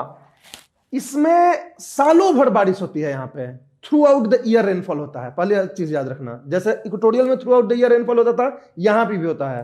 क्योंकि ये ठंडी में या गर्मी में कहीं भी हो, जो वेस्टर्ली का जो रेंज होता है वो दोनों ही साइड में इसको ढकता है। ठंडी के दिन में भी ढकता है इसको, गर्मी के दिन में भी ढकता है, राइट। गर्मियों के दिन में केवल ये होता है कि थोड़ा सा ऊपर चला जाता है तो इसके साथ साथ इसके ऊपर वाले लेटीट्यूड को भी ढक लेता है, और ठंडियों के दिन में वो नीचे आ जाता है तो इसके साथ साथ मेडिटेरेनियन को भी ढक लेता है। लेकिन ये जो है बीच में हर जगह सैंडविच हो जाता है दोनों साइड में ही, और इसलिए ये हमेशा जो है ये इसके, अब देखो जैसे ये हो गया, ठंडी के दिन में जो रेनफॉल होगा, सॉरी, वो यहां से यहां तक हो जाएगा, तो इसमें भी ये आ गया। और गर्मियों में यहां से यहां हो गया तो इसमें भी ये आ गया। तो दोनों ही केस में जो है ये तो आता ही आता है, समझ में आ रही है। तो इसलिए ये जो है हमेशा मैक्सिमम रेनफॉल होता है। और ये कौन सा रीजन हो जाएगा? तो ये वाला रीजन हो जाएगा, इधर ये वाला रीजन हो जाएगा, देखो यही ब्रिटेन है, ठीक। तो ये ब्रिटिश टाइप ऑफ क्लाइमेट कहलाता है। इस टाइप ऑफ ये टाइप क्लाइमेट ज्यादा इधर नहीं पाया जाता है, क्योंकि यहाँ 50-55 पे आके ना खत्म हो जा रहा है, तो थोड़ा बहुत यहाँ मिल जाता है ये। लेकिन ये भी जो है ये ब्रिटिश टाइप नहीं बन पाता है, क्योंकि ये इतना नैरो हो गया है कि दोनों साइड से अब ओशन हो गया है, तो ओशन का इंपैक्ट यहाँ पे पड़ के और यहाँ पे नहीं देता है, और ये तो खत्म ही हो गया यहीं पे। तो ये जनरली केवल जो क्लाइमेट होता है वो ऊपर वाले में ही पाया जाता है, नॉर्दर्न हेमिस्फीयर में। सदर्न हेमिस्फीयर में यहाँ आते आते लैंड खत्म हो जाता है। तो यहाँ के बारे में याद रखोगे आप कि throughout the year rainfall यहाँ होता है, सालों भर बारिश होती है। और ये टेम्परेट साइक्लोन वाला रीजन है, यहाँ पे बारिश जो होती है वो टेम्परेट साइक्लोन्स की वजह से होती है maximum. Temperate cyclone throughout the year rainfall is around 100 centimeter to 150 centimeter. तो ये बोलते हैं कूल एंड वेट क्लाइमेट होता है यहाँ पे। वेस्टर्ली के जोन में ये होता है, और यहाँ जो है वो deciduous forest, broad leaf deciduous forest, temperate deciduous forest यहाँ पे पाए जाते हैं। तो ब्रिटेन वगैरह में बहुत सारा फॉरेस्ट आपको मिलेगा जिसके बड़े बड़े पे ये होंगे, पत्ते होंगे, और उनको बोलते हैं टेम्परेट डेसिडुअस फॉरेस्ट। वो झड़ते हैं, मतलब पूरी तरह से एवरग्रीन नहीं होते हैं, लेकिन मोस्ट ऑफ द टाइम में ये डेंस फॉरेस्ट यहाँ पे होते हैं टेम्परेट रीजन के इनफैक्ट सबसे डेंस फॉरेस्ट यहाँ पे पाए जाते हैं। तो ये हो गया इनका भी एग्रीकल्चर वेल डेवलप्ड है, इनका जो इकोनॉमी वेल डेवलप्ड है। तो most of the developed countries of the world यहाँ पे है, समझ में आ रही है बातें। ये पूरा यूरोप जो है, वेस्टर्न यूरोप, ये इसी रीजन में पाया जाता है, एक्सेप्ट द वो फ्रांस और इसको इटली को छोड़ दो जो नीचे मेडिटेरेनियन रीजन में पाया जाता है। तो मेडिटेरेनियन का ही ऊपर वाला ये पार्ट है, तो ये वाला रीजन है। तो इसके बारे में through out the year rainfall याद रखना, 100 से 150 सेंटीमीटर रेनफॉल याद रखना। टेम्परेट साइक्लोन का जोन होता है, ये याद रखना। वेस्ट से सारे रेनफॉल आते हैं, ये याद रखना। दोनों ही केस में विंटर और समर में ये जो है वो वेस्टर्ली के जोन में पड़ता ही पड़ता है, तो ये याद रखना, समझ में आ रही है बातें। तो ये वाला कंडीशन हो जाएगा। फिर हम बात करते हैं नेक्स्ट कौन सा है? साइबेरियन टाइप ऑफ क्लाइमेट है। साइबेरियन टाइप ऑफ क्लाइमेट में फिर क्या होगा कि यहां पे 45 से 60 डिग्री का लेटीट्यूड हो जाएगा, मिड कॉन्टिनेंटल हो जाएगा, राइट।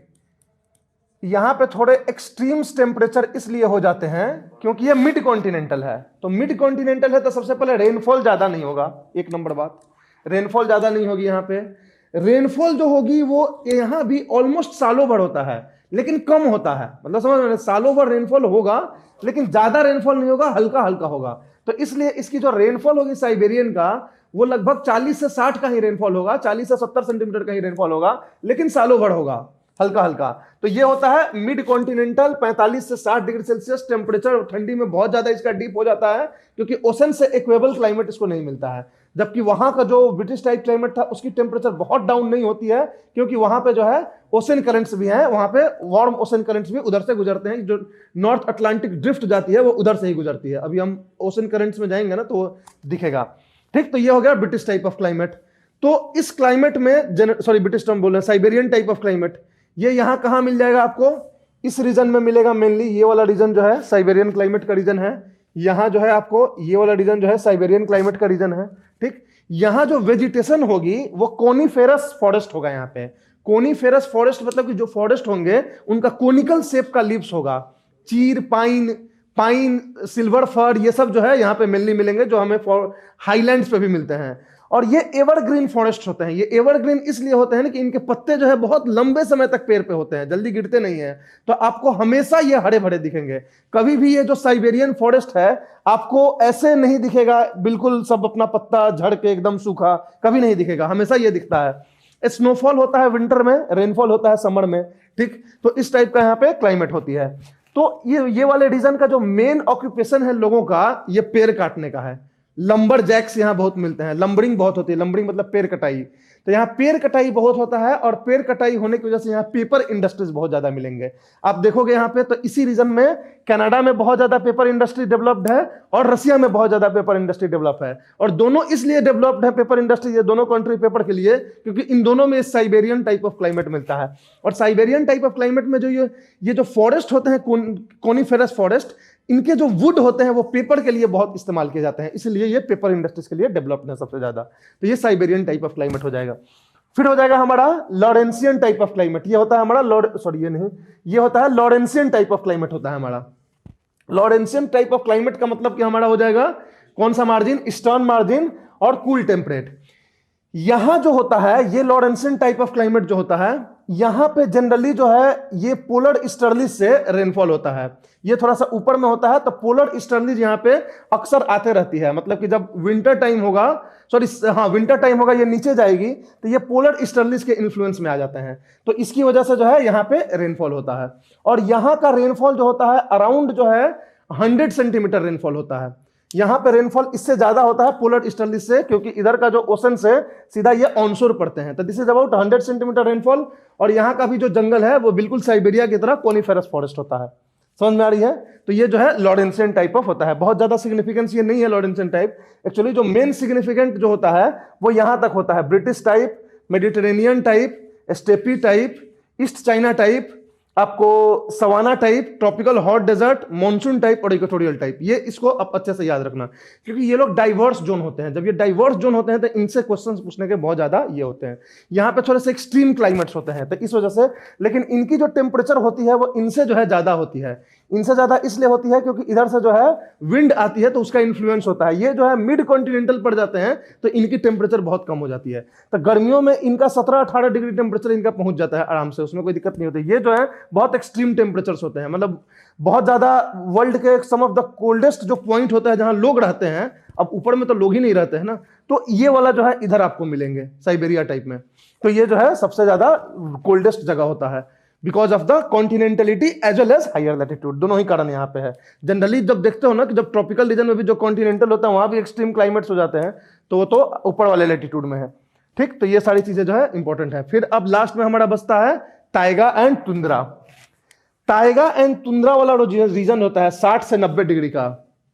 इसके बारे में खासियत यह होता है कि यहां रेनफॉल बहुत ज्यादा नहीं होता है। जो रेनफॉल होता भी है मैक्सिमम जो है स्नोफॉल के केस में होता है, and short period of rain होता है। जो पूरी तरह से जो पिक ऑफ द गर्मी होता है उस टाइम में यहां पे आपको 60 से 90 डिग्री में मिल जाएगा।